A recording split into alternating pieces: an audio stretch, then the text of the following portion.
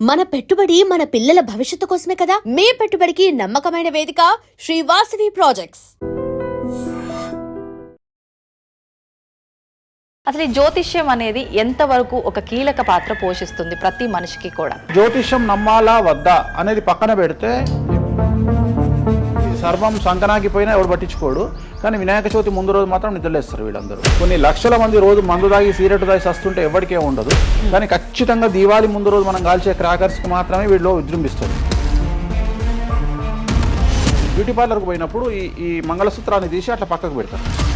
ఈ జ్యోతిష్యం గురించి విమర్శించే వాళ్ళ సంఖ్య ఎందుకు ఎక్కువైంది అంటే, అసలు హిందూ మతానికి థ్రెట్ ఎవరితోనుంది? హిందువులతోనే ఉంది. శుభమా అంటూ పెళ్లి చేసుకుంటే విడిపోమని చెప్తున్నాడు వేణుస్వామి అంటే దాన్ని శుభమా అని చెప్పరు నాయన. శాస్త్రాలు కానీ దైవత్వం కానీ తగ్గేదే లేదు, ముందుకెళ్తానే ఉంది. జాతకంలో ఈ దశలను బట్టే గానీ మనం తీసుకుంటున్న ఆహార అలవాట్లను బట్టి కాదంటారా? ఏం తినని వాళ్లకు కూడా క్యాన్సర్స్ వస్తాయి. అంతెందుకు, కరోనాలో మంచి మంచోళ్ళు చచ్చిపోయారు, తాగుబోతులు ఎవరు తావాలా? అవును అవును. దేవుడు అనేవాడు నీ జాతకాన్ని రాసిండు, నీ తలరాత రాయలే. ఈ మధ్య కాలంలో దశమహావిద్యల అమ్మవార్ల గురించి చాలా ఎక్కువగా వింటున్నాం. ఎవరు అసలు ఈ దశమహావిద్యలు, ఎందుకు ఆరాధించొద్దు? సో దశమహావిద్యలు అనేవి ఇవాళ కొత్తవి కావు.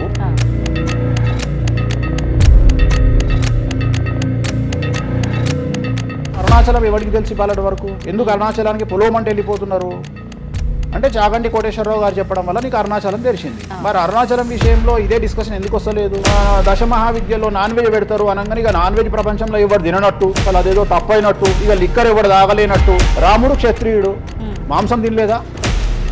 సురాపానం అంటున్నావు. దేవతలే సురాపానం తీసుకున్నారు, అది మద్యమే. మరి అది దానికి ఏంటమ్మా?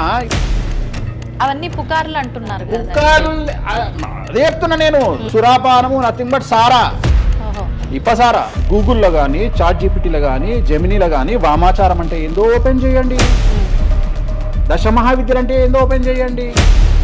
మీకు మీరే తెలుసుకోండి. ఈ సమాజంలో తెలుగు రాష్ట్రాల్లో ఉన్న దొంగలెవరో దొరలెవరో మీరే గుర్తుపట్టండి. ఎవరు అబద్ధాలు చెప్తున్నారు అనే విషయాన్ని తెలుసుకోండి. వేణుస్వామి దొంగ అయితే వేణుస్వామి దగ్గరికి రాకండి.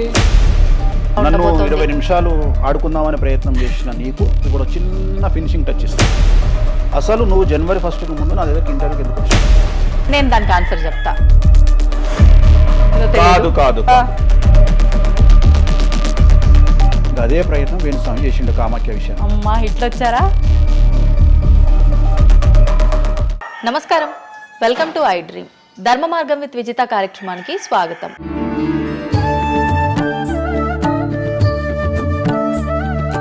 ప్రస్తుతం మనతో పాటు ఉన్నారు ప్రముఖ జ్యోతిష్యులు వేణుస్వామి గారు. ఇప్పుడు వారితో మాట్లాడి మరిన్ని విషయాలు తెలుసుకుందాం. ముఖ్యంగా మనకెన్నో సందేహాలు ఉంటూ ఉంటాయి, వాటి గురించి అడిగి తెలుసుకునే ప్రయత్నం చేద్దాం.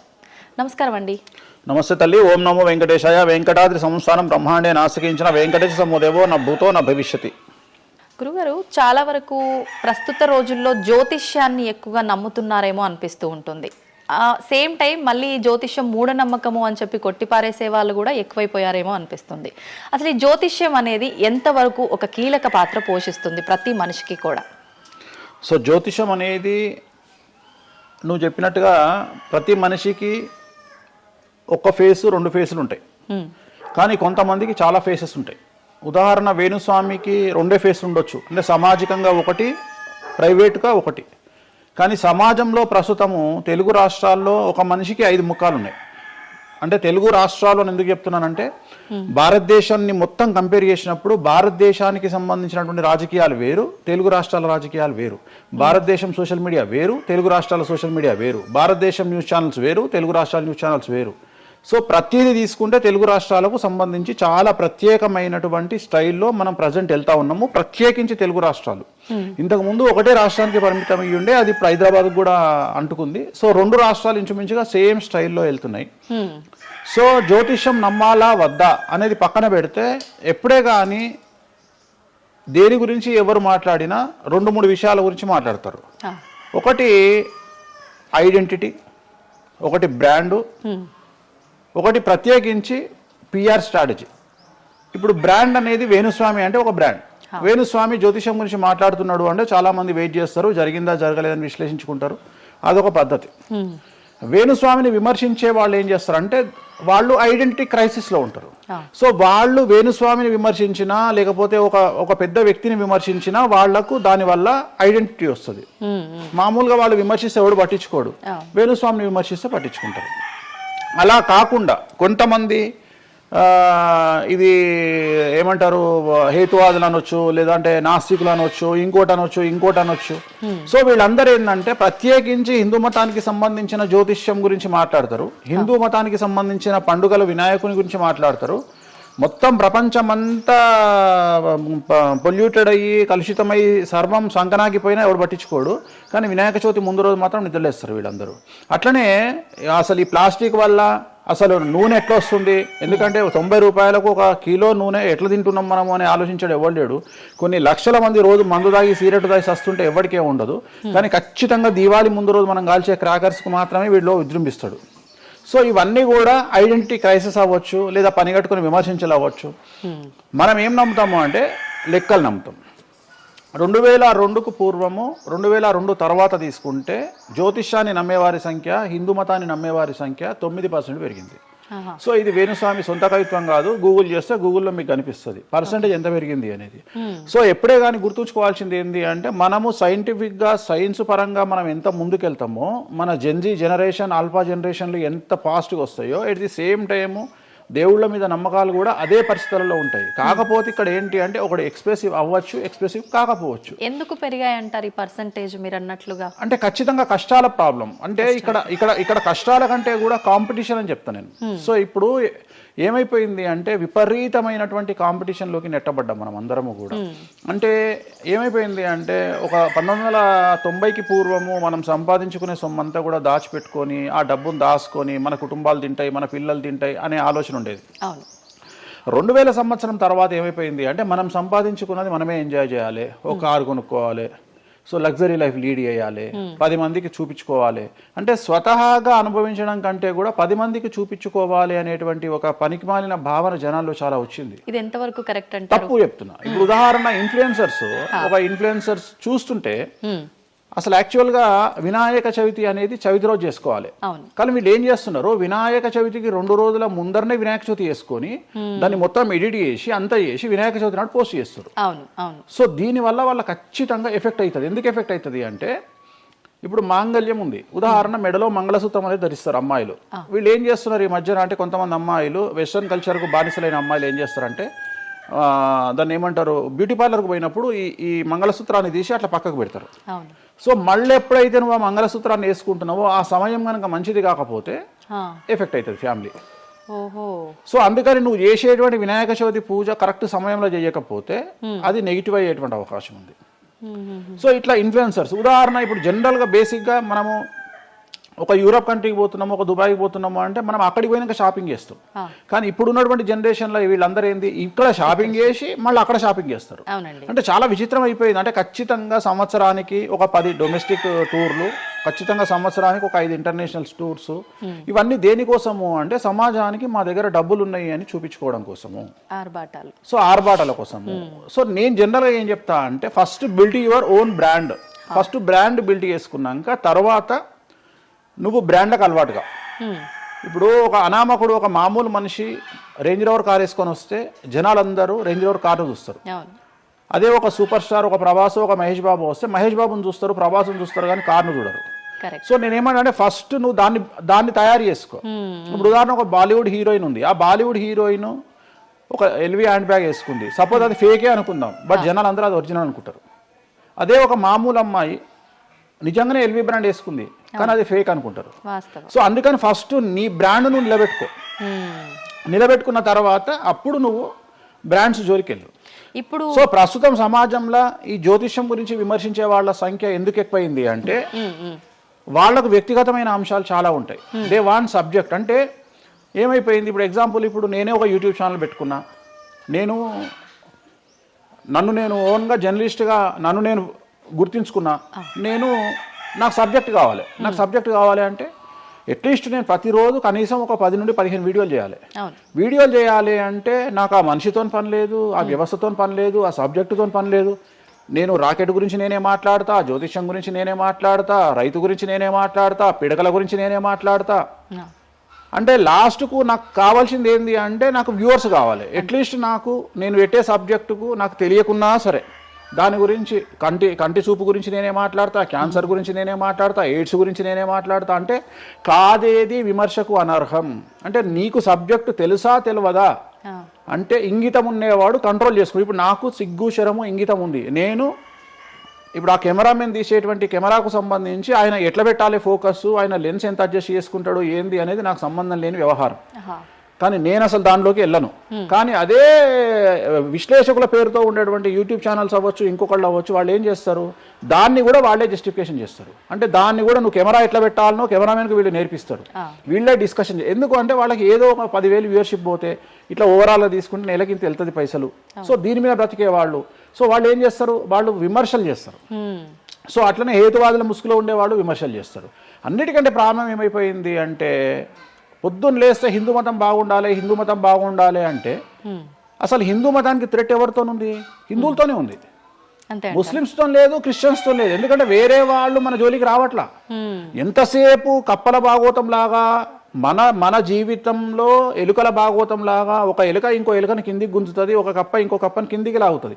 అట్లనే హిందువులలో వేణుస్వామి ఆస్ట్రాలజికల్ ప్రిడిక్షన్స్ లో మంచిగా ఉన్నాడు అంటే వేణుస్వామి చెప్పింది ఏదైనా జరిగినప్పుడు వేయడానికి ఎవరికి మనసు రాదు. కానీ వేణుస్వామిని విమర్శించడానికి పొలోమంటే అందరూ వచ్చేస్తారు. అంటే మరి నేను హిందువునే కదా, నన్ను కిందికి లాగేవాడు హిందువే కదా, మరి ఇక్కడ హిందూ మతం ఏమవుతుంది? ఇప్పుడు సమాజంలో నేను అబ్జర్వ్ చేస్తున్నా, గత కొన్ని రోజుల నుండి, ఒక 6 నెలల నుండి, సంవత్సరం నుండి Telugu media in the sense నేను లోకల్ సోషల్ మీడియాలో హిందూ మతాల పేరు మీద కొత్త వర్షన్ వచ్చింది. ఏంటి అంటే హిందూ ఆచార వ్యవహారాలను విమర్శించడము చాలా కామెడీ అయిపోయింది. ఒక ఆయన ఈ మధ్యలో ఇంటర్వ్యూ చూసాను నేను, అసలు దుర్గమాల లేదంటాడు ఆయన. నేను షాక్ అయినా, నేను ఇనుంటావు నువ్వు కూడా. నాకు ఆశ్చర్యం అనిపించింది.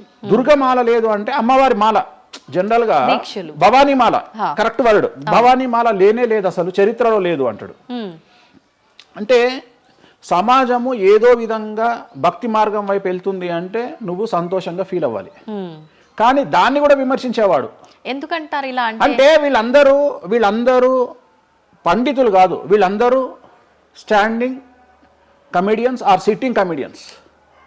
ఒక ఆయన కూర్చొని మాటలు చెప్తాడు, వాళ్ళు నవ్వడం స్టార్ట్ కాగానే ఈయన మర్చిపోతాడు. ఇక ఈయనను మర్చిపోయి, అంటే ఆడవాళ్ళు నవ్వుతుంటారు, మగవాళ్ళు నవ్వుతుంటే ఈయన ఆనందానికి పరవశుడు అయ్యి ఇంకా వాళ్ళు నవ్వుతున్నారు కదా అని రెచ్చిపోయి ఇంకా గ్రహాలు లేవు, దేవుడు లేడు, ఏది ఒక బ్రాహ్మణుడు అయ్యుండి ఒక పండితుడు అయ్యుండి టోటల్ మన సబ్జెక్టుకు వ్యతిరేకంగా మాట్లాడుతూ ఉంటాడు. అట్లనే ఆయన ఎవరో భవానీమాల లేదు అంటాడు.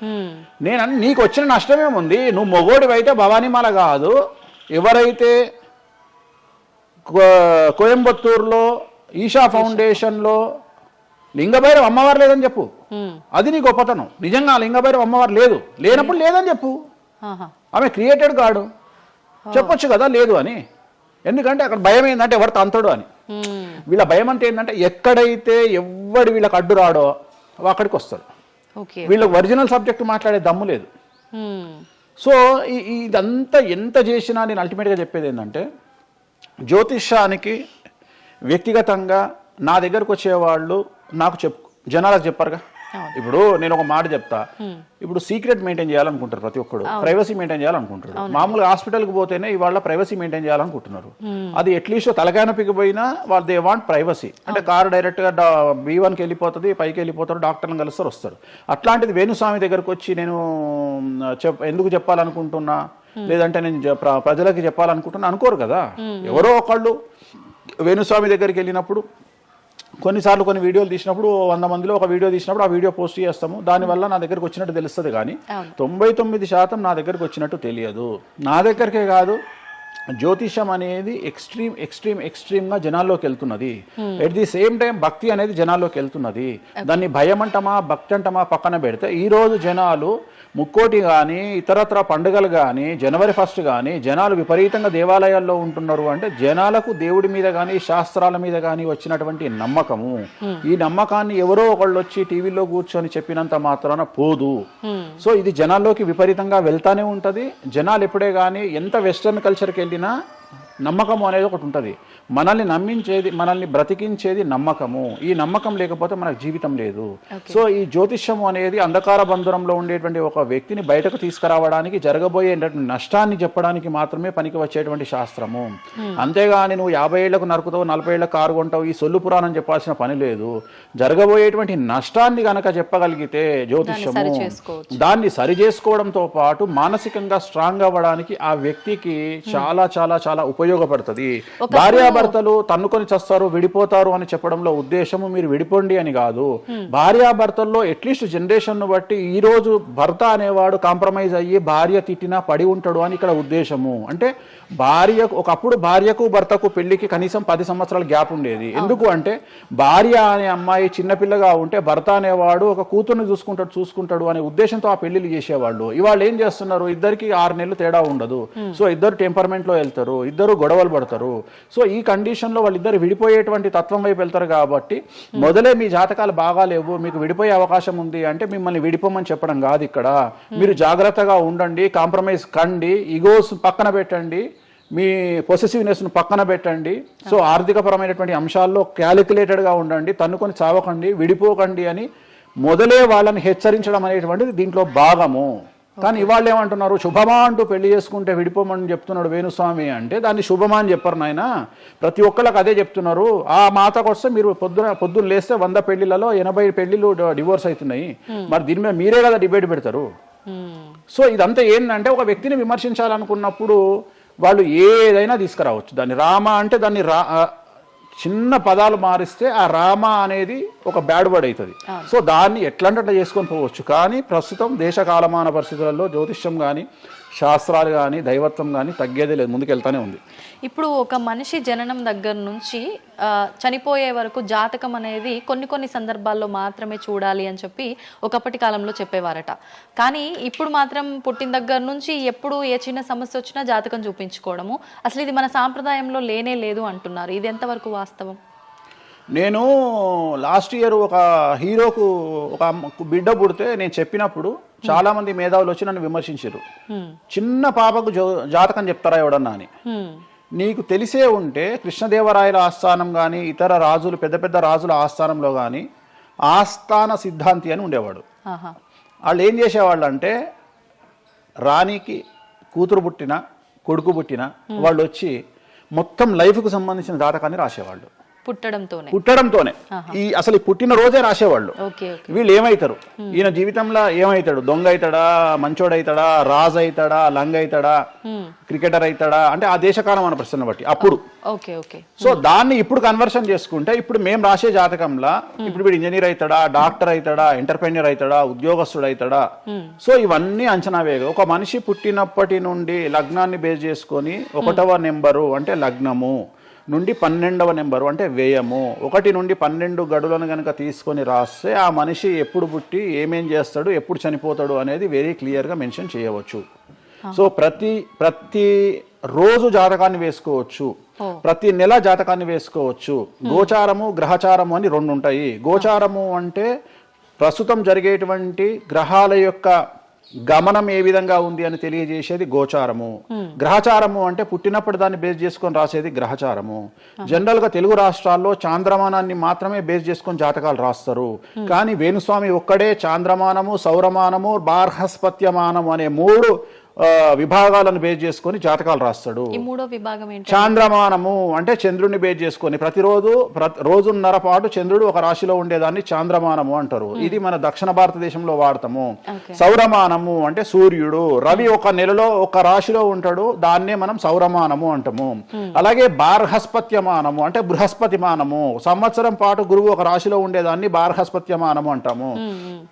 మనము పుట్టినప్పటి నుండి కనీసము నాకు తెలిసి గత 1000 సంవత్సరాలు లేనటువంటి చరిత్ర ఈ సంవత్సరము 2026లో మనం చూడబోతా ఉన్నాము. గురువు ఒకే సమయములో 6 నెలల్లో 3 రాసుల్లోకి ప్రవేశిస్తా ఉన్నాడు. అంటే జనరల్ అర్థం కాదు, అసలు మనం ఎప్పుడు చూడలే. అందుకనే ఈ సంవత్సరం చాలా పెను సంచలనాలు ఉంటాయి. 2026లో గురువు మిథునం, కర్కాటకం, సింహం 3 రాశుల్లోకి వచ్చి మళ్ళీ రివర్స్ వస్తున్నాడు కర్కాటకానికి. సో చాలా విచిత్రమైనటువంటి ఒక గమనాన్నిగా మనం చూడాల్సి వస్తుంది. ఇది చాలా పెను సంచలనము. పెను సంచలనాలకు అంటే సృష్టిలోనే ఒక విచిత్రమైనటువంటి అనుభూతిని మనం పొందబోతా ఉన్నాము, మంచి చెడులు పక్కన పెడితే.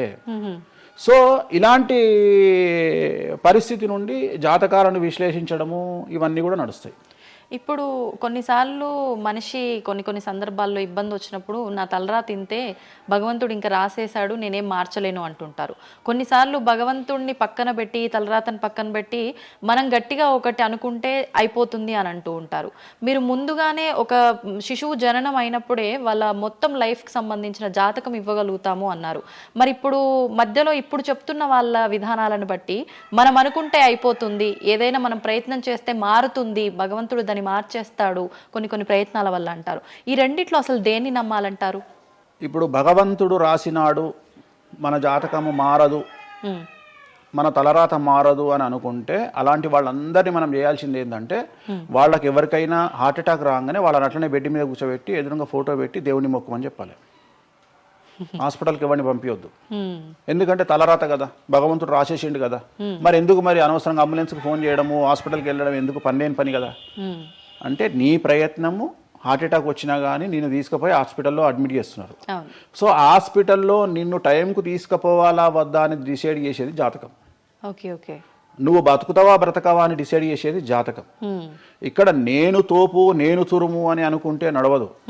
నేను తోపు నేను తురుము అనుకోవద్దు. చాలామంది చాలా రకాలుగా కష్టపడతారు. కష్టపడితేనే సుఖపడతాము, కష్టపడితేనే జీవితం అభివృద్ధిలోకి వస్తుంది అనుకుంటే అతి కష్టం పడేది గాడిద. సో అతి కష్టం పడేది డ్రైనేజీలో పనిచేసేటువంటి మున్సిపల్ వర్కర్స్. సో వాళ్లకు ₹1,00,000 రోజుకు జీతం ఇచ్చినా తక్కువ లేదు. అంటే వాళ్ళు ఊడ్చే చెత్త, వాళ్ళు తీసే చెత్త ఈ ప్రపంచంలో ఎవరూ భరించలేరు. అలాంటిది వాళ్ళు చేసే కష్టం మీద కంపేర్ చేస్తే ఈ ప్రపంచంలో ఇక కష్టం చేసే మనుషులే లేరుగా. మరి అలాంటి వారికి మనం ఇచ్చే జీతం ఎంత? 40,000, 50,000. కానీ వాళ్లకు కనీసం నెలకు 40 లక్షలని ఇవ్వాలి. అంటే నువ్వు చేసే కష్టానికి కాకుండా నువ్వు తెలివితో చేసే కష్టానికే విలువ ఎక్కువ. నువ్వు తెలివితో చేసే కష్టానికే విలువ ఎక్కువ. హార్డ్ వర్క్ కాకుండా స్మార్ట్ వర్క్ నమ్ముకోవాలి. ఎగ్జాక్ట్లీ, స్మార్ట్ వర్క్ నమ్ముకోవాలి. సో రెండవది, నేను కష్టపడితే అసలు రానే రాదు. నువ్వు కష్టపడడం కాదు, నువ్వు తెలివిగా కష్టపడు, కసిగా కష్టపడు. సో అందరికంటే భిన్నంగా ముందుకెళ్ళు. సో దీంట్లో లోకులు నీ మీద రాళ్లు వేస్తారు, దీంట్లో లోకులు నిన్ను సమాజంలో టార్గెట్ చేస్తారు. So there is no development in comfortable zone. నువ్వు కంఫర్టబుల్ జోన్ దాటిన తర్వాతనే నీ జీవితంలో నీ కష్టాలు అనేవి స్టార్ట్ అవుతాయి. ఆ కష్టాలు స్టార్ట్ అయిన తర్వాత అభివృద్ధి అనేది ఏర్పడుతుంది. సో నువ్వు ఉద్యోగానికి అలవాటు అయినవు అంటే జీవితంలో నువ్వు ఉద్యోగంలోనే ఉండిపోతావు. నువ్వు రిస్క్ తీసుకొని సంవత్సరం పాటు ఖాళీగా కూర్చోవడానికి ట్రై చేసి నువ్వేదో వ్యాపారం చేసుకోనో ఇంకేదో చేసుకోనో ముందుకు రావడానికి ప్రయత్నం చేస్తే అప్పుడు నువ్వు తోపవుతావు. సో ఇక్కడ నువ్వు ఎంత టార్గెట్ చేసినావు, జీవితంలో ఎంత డబ్బు సంపాదిస్తున్నావు అనే దాని మీద నువ్వు తీసుకునే రిస్క్ ఆధారపడి ఉంటుంది. నువ్వు తీసుకునే రిస్క్ను బేస్ చేసుకుని నీ లైఫ్లో డెవలప్మెంట్ అనేది ఆధారపడి ఉంటుంది. అంతేగాని నేను నార్మల్గానే ఉంటా, నాకు డబ్బులు రావాలి అంటే రావు. ఎట్ ది సేమ్ టైము నాకు జ్యోతిష్యము అనేటువంటిది ఎలాంటిది అంటే, డాక్టర్ దగ్గరికి పోయినప్పుడు బ్లైండ్గా కాలో చెయ్యో ఇరిగినప్పుడు డాక్టర్ దగ్గరికి పోయినావు, డాక్టర్ ఏమంటాడు? ఫస్ట్ ఎక్స్రే తీసుకొని రా అంటాడు. అదే జ్యోతిష్యం. ఆ ఎక్స్రే అనేదే నీ లగ్నం, ఎక్స్రే అనేదే నీ కుండలి. సో నువ్వు తీసుకున్న ఎక్స్రే, నువ్వు ఎట్లయితే డాక్టర్ దగ్గరికి పోయినప్పుడు ఎక్స్రే ఎట్లయితే పనిచేస్తుందో, నీ కష్టం వచ్చినప్పుడు నిన్ను కష్టాల నుండి బయటికి తీసుకురావడానికి జ్యోతిష్యం అనేది ఎక్స్రే లాగా ఉపయోగపడుతుంది. ఆ ఎక్స్రే అంటే నీ కుండలి చూసినప్పుడు నీకు ఈ సబ్జెక్ట్లో ఈ ప్రాబ్లం ఎందుకు వచ్చింది, ఒక వ్యక్తికి హార్ట్ అటాక్ ఎందుకు వచ్చింది అంటే ఆయన జాతకంలో రవి కేతువు లేదా శని దృష్టి రవి మీద, లేదా కుజ రవులు 8వ ఇంట్లోనో లేకుంటే 6వ ఇంట్లోనో వ్యయంలో ఉన్నప్పుడు, అలాగే రవి కేతువులు 12వ ఇంట్లో కలిసి ఉన్నప్పుడు, అలాగే 6వ ఇంట్లో కలిసి ఉన్నప్పుడు, సో ఆ సందర్భంలో ఆ గ్రహ చిత్రంలో ఆ దశా చిత్రంలో ఆ దశ వచ్చినప్పుడు, అంతర్దశ వచ్చినప్పుడు ఏలినాటి శనిలోనో ఆ షష్టమ శనిలోనో అష్టమ శనిలోనో ఈ హార్ట్ అటాక్ అనేది వస్తుంది. అంటే జాతకంలో ఈ దశలను బట్టే కానీ మనం తీసుకుంటున్న ఆహార అలవాట్లను బట్టి కాదంటారా? ఏం తినని వాళ్లకు కూడా క్యాన్సర్స్ వస్తాయి, గుర్తుంచుకోవాలి. ఏం తినని వాళ్ళకు కూడా క్యాన్సర్లు వస్తాయి. చాలా మందికి ప్రస్తుతం సమాజంలో నాన్ వెజ్ తిననటువంటి వాళ్లకు కొలన్ క్యాన్సర్ వచ్చినటువంటి సంఘటనలు నాకు వేలల్లో తెలుసు. సో ఏం తప్పు చేస్తున్నారని అమ్మాయిలకు బ్రెస్ట్ క్యాన్సర్ వస్తుంది? ఆన్సర్ చెప్పు.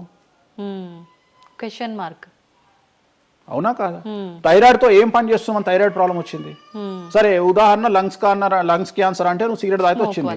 కానీ నువ్వు నమ్ముతావో నమ్మవో 100 మందిలో 40 మందికి లంగ్స్ క్యాన్సర్ వచ్చిన వాళ్ళకు సిగరెట్ అలవాట్లేదు. ఎందుకు వచ్చింది? ఓకే. సో చాలా మంది అంతెందుకు కరోనాలో మంచి వాళ్ళు చచ్చిపోయారు, తాగుబోతులు ఎవరు తావాలా? అవును అవును.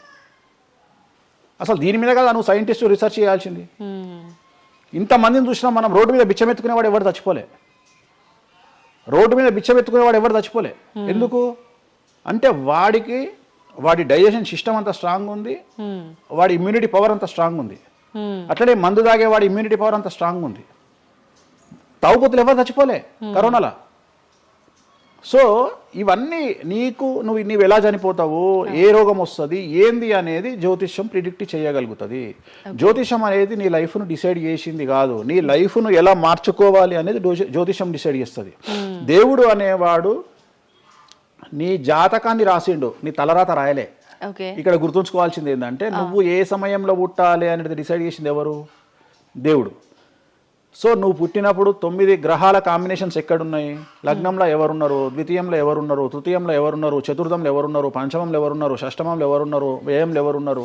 అంటే నీకు ఏ రోగాలు రావాలి, నీకు దోస్తులు ఎట్లాంటి వాళ్ళు ఉన్నారు, నీ కుటుంబంలో నీకు బంధువులతో గొడవలు అయితేయా కావా, నువ్వు డబ్బు ఎంత సంపాదిస్తావు, ఉద్యోగం వల్ల సంపాదిస్తావా, వ్యాపారం వల్ల సంపాదిస్తావా, లేకపోతే బెట్టింగ్లకు పోయి నాశనం చేసుకుంటావా, లేకపోతే వ్యసనపరుడు పోయి నాశనం చేసుకుంటావా, సో అమ్మాయిలకు బానిసైతావా, అంటే ఇట్లాంటివన్నింటిని అనలైజ్ చేయగలిగినటువంటి శక్తి జ్యోతిష్యానికి ఉంది. జ్యోతిష్యము అనేది వేరు కాదు.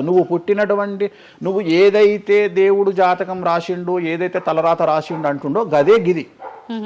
అంటే పుట్టిన టైముని, ప్లేస్ని అన్నిటిని బట్టే ఈ ప్రిడిక్షన్.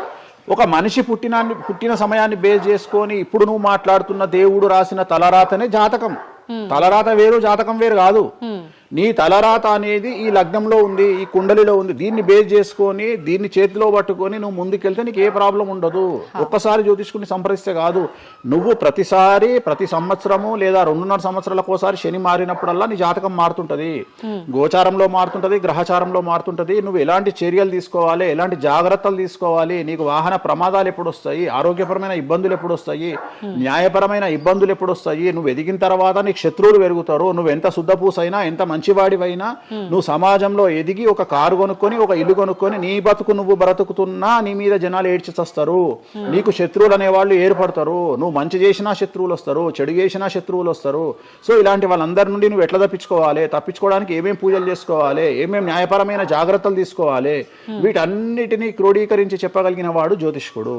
కాకపోతే జ్యోతిష్కుడికి దేశ కాల మాన పరిస్థితులను బేస్ చేసుకొని జాతకం చెప్పగలగడం రావాలి. ఎందుకంటే జ్యోతిష్యంలో ఉదాహరణ రవి, కుజ, కేతువు కలిసి ఉన్నప్పుడు సుఖవ్యాధి వస్తుంది.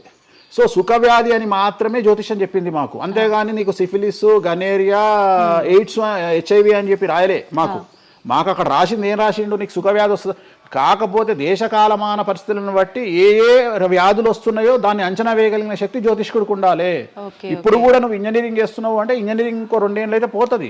సో కొత్త ఏదో వస్తుంది, స్టడీస్ వస్తాయి. సో మనం మారుతూ ఉండాలి, మనం అప్డేట్ అవుతా ఉండాలి.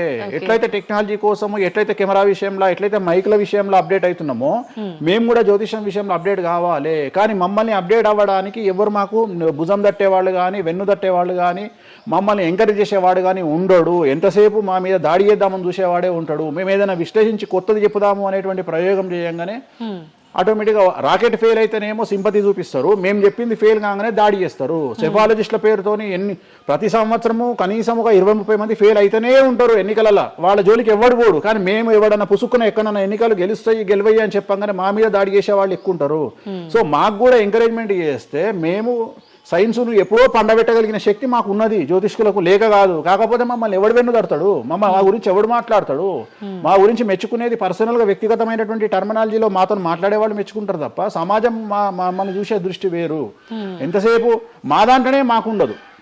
మా దాంట్లో యాచకా శత్రువు అంటే బిచ్చపోరు శత్రువు అని మా దాంట్లో మాకే తన్నులాట. కామాఖ్యకు పోయి బలులిచ్చి పూజలు చేసుకునేటువంటి జ్యోతిష్కులు హైదరాబాద్కు వచ్చి అక్కడ బలులే లేవని చెప్తాడు ఒక జ్యోతిష్కుడు. సో ఇట్లా ఎందుకు చెప్తున్నారు అంటే వాళ్ళ కర్మ మనం ఏం చేయలేము. సో ఓవరాల్గా జ్యోతిష్యం అనేది ఏదైనా చరిత్ర సృష్టించగలుగుతుంది. జ్యోతిష్యము అంటే మనిషి యొక్క తలరాతనే జ్యోతిష్యం. ఇప్పుడు మీరు చెప్పిన దాన్ని బట్టి అంతా మనం పుట్టిన టైము ప్లేస్ని బట్టే డిసైడ్ అవుతుంది ఈ ప్రిడిక్షన్ అంతా.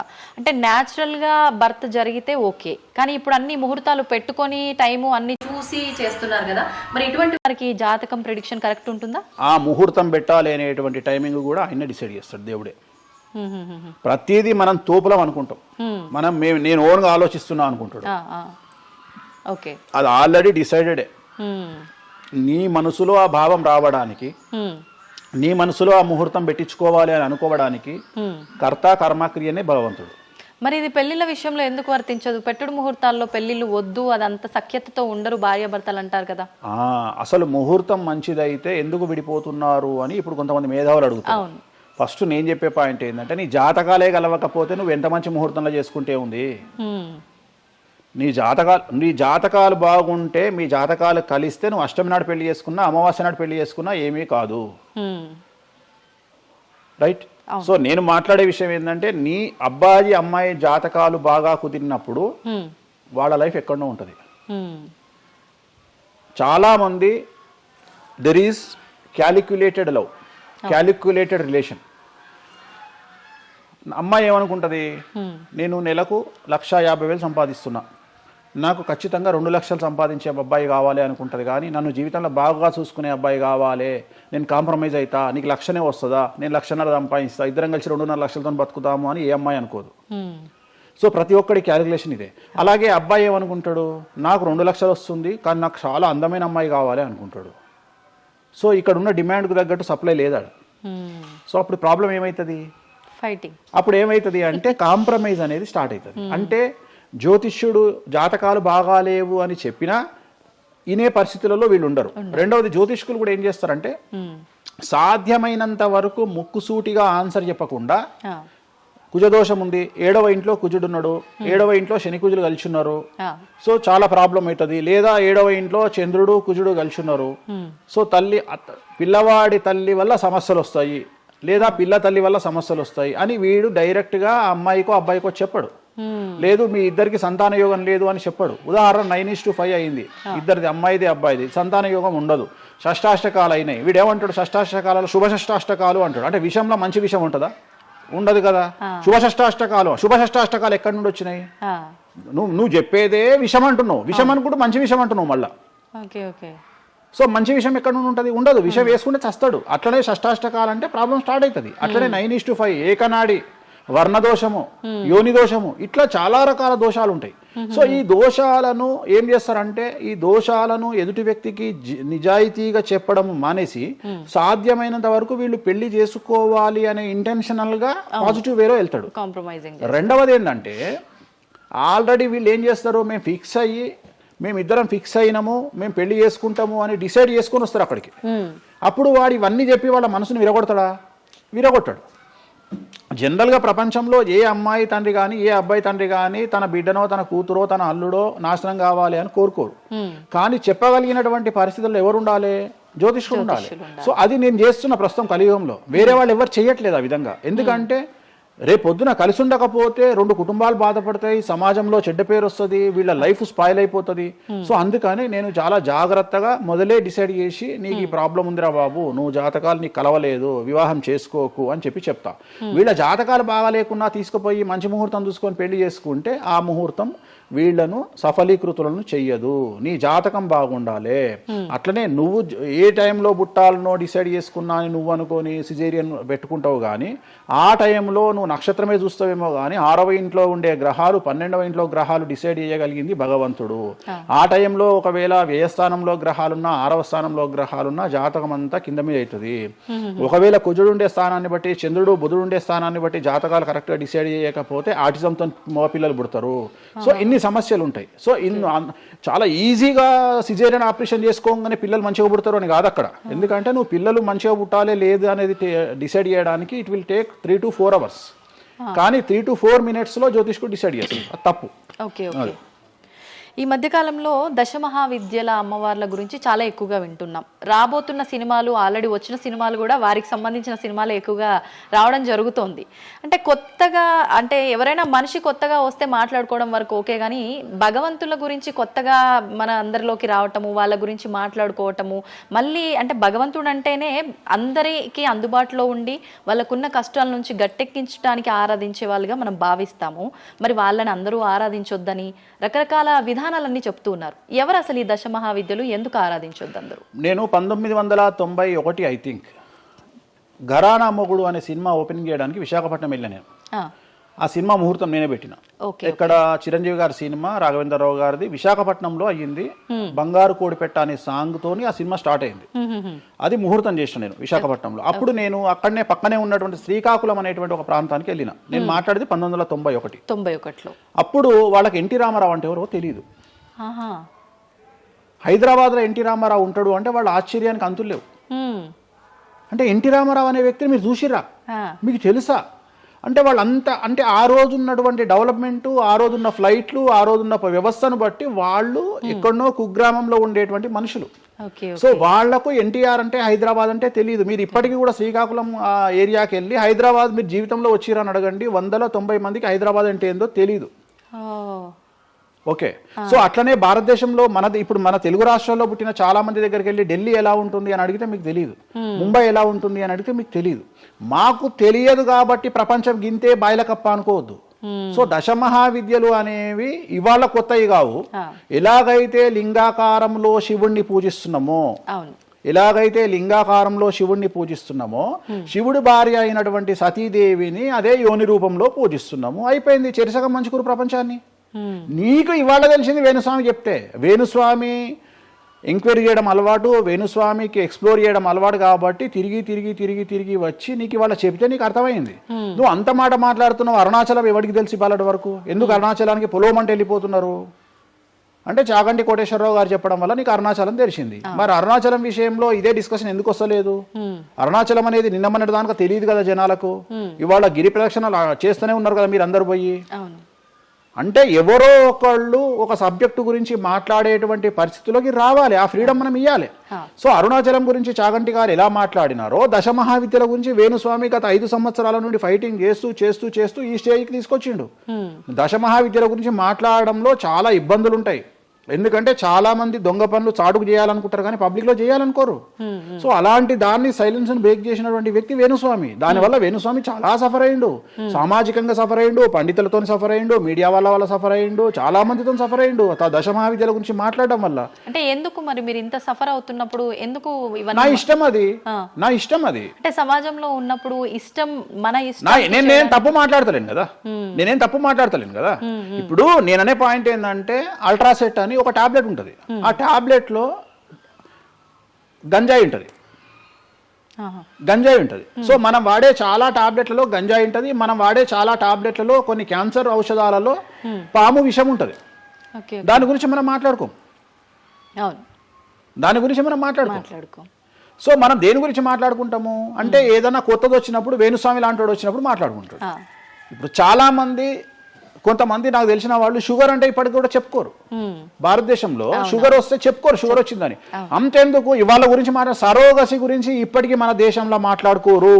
ఇప్పటికి కూడా చాలా మంది సెలబ్రిటీలు సరోగసితోని పిల్లల్ని గంటూ అబద్ధాలు చెప్పుకుంటారు, మేము కడుపుతోనున్నామని. అట్లనే అబద్ధాలు చెప్పుకుంటారు, అట్లనే శ్రీమంతాలు చేసుకుంటారు. కానీ వాళ్ళంతా సరోగేట్ మదర్స్.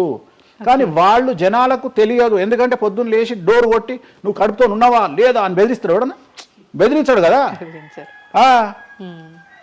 నువ్వు ఒక నిజమైన ప్రెగ్నెంట్ను పిలిచి అమ్మ 9 నెలలకు నీ బాడీ లాంగ్వేజ్ ఏందో అడుగు. డెలివరీ అయిన తర్వాత 40 రోజులు నీకు సుక్కలు ఎట్లా కనిపిస్తాయో అడుగు. మొన్న నాకు బాగా క్లోజ్ అయినటువంటి ఒక ఆమె 21 కొడుకు పుట్టిండండి వేణుస్వామి గారు, 21కి రండి అని పిలిచింది. 21కి పోయినా. 5వ అంతస్తులు ఉంది వాళ్ళ ఇల్లు. కిందికి నేను వచ్చిన పార్కింగ్ దిగంగానే వేణుస్వామి గారు మీరు లిఫ్ట్ లో రండి అని మెట్లెక్కుంటూ పోతుంది. 22వ రోజు. నాకు అనుమానం రాదా? వస్తుంది. నేను కూడా ఆడదానికి పుట్టిన కదా, నేను కూడా ఒక అమ్మ కొడుకునే కదా. నాకు తెలుసు మదర్ కి ఇబ్బందులన్నీ అసలు ఉండవు. సరోగా ఈమె కనదు కదమ్మా.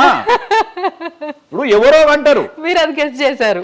గెజ్జేయడం ఏంది, 2 మెట్లు ఎక్కాలంటేనే బాడీ లాంగ్వేజ్ తెలిసిపోతుంది కదా. అవును. ఈమె స్వామి గారు మీరు లిఫ్ట్లో రండి అని టకటక మెట్లు ఎక్కుంటూ ఉరుకుతుంది. అంటే అంతకుముందు ఒక ఎట్లా ఉరికిందో డెలివరీ అయినాక కూడా అట్లే ఉరుకుతుంటే నాకు అనుమానం, ఏమేమి ఇట్లా ఉరుకుతుంది అంటే okay surrogate okay okay okay అంటే వాళ్ళు చెప్పుకోవడానికి భయపడుతుంది. అందరు నయనతారు లక్ష్మీ మనుషులు కాదు కదా. అప్పటికైనా మీకు చెప్పారా వాళ్ళు ఓపెన్ గా? చెప్పలేదు, ఇప్పటికీ చెప్పలేదు, ఇప్పటికీ చెప్పలేదు. ఆల్రెడీ అట్లనే సెలబ్రిటీలు చాలా మంది ఇదే పని చేస్తారు. సో ఇలాంటివి మాట్లాడుకోవాలి అంటే సమాజం యాక్సెప్ట్ చేయదు. కానీ వేణుస్వామి వచ్చి దశమహావిద్యలో నాన్ వెజ్ పెడతారు అనగానే ఇక నాన్ వెజ్ ప్రపంచంలో ఎవరు తిననట్టు, ఇక నాన్ వెజ్ అసలు నాన్ వెజ్ ఇక అసలు అదేదో తప్పైనట్టు, ఇక లిక్కర్ ఎవరు తాగలేనట్టు.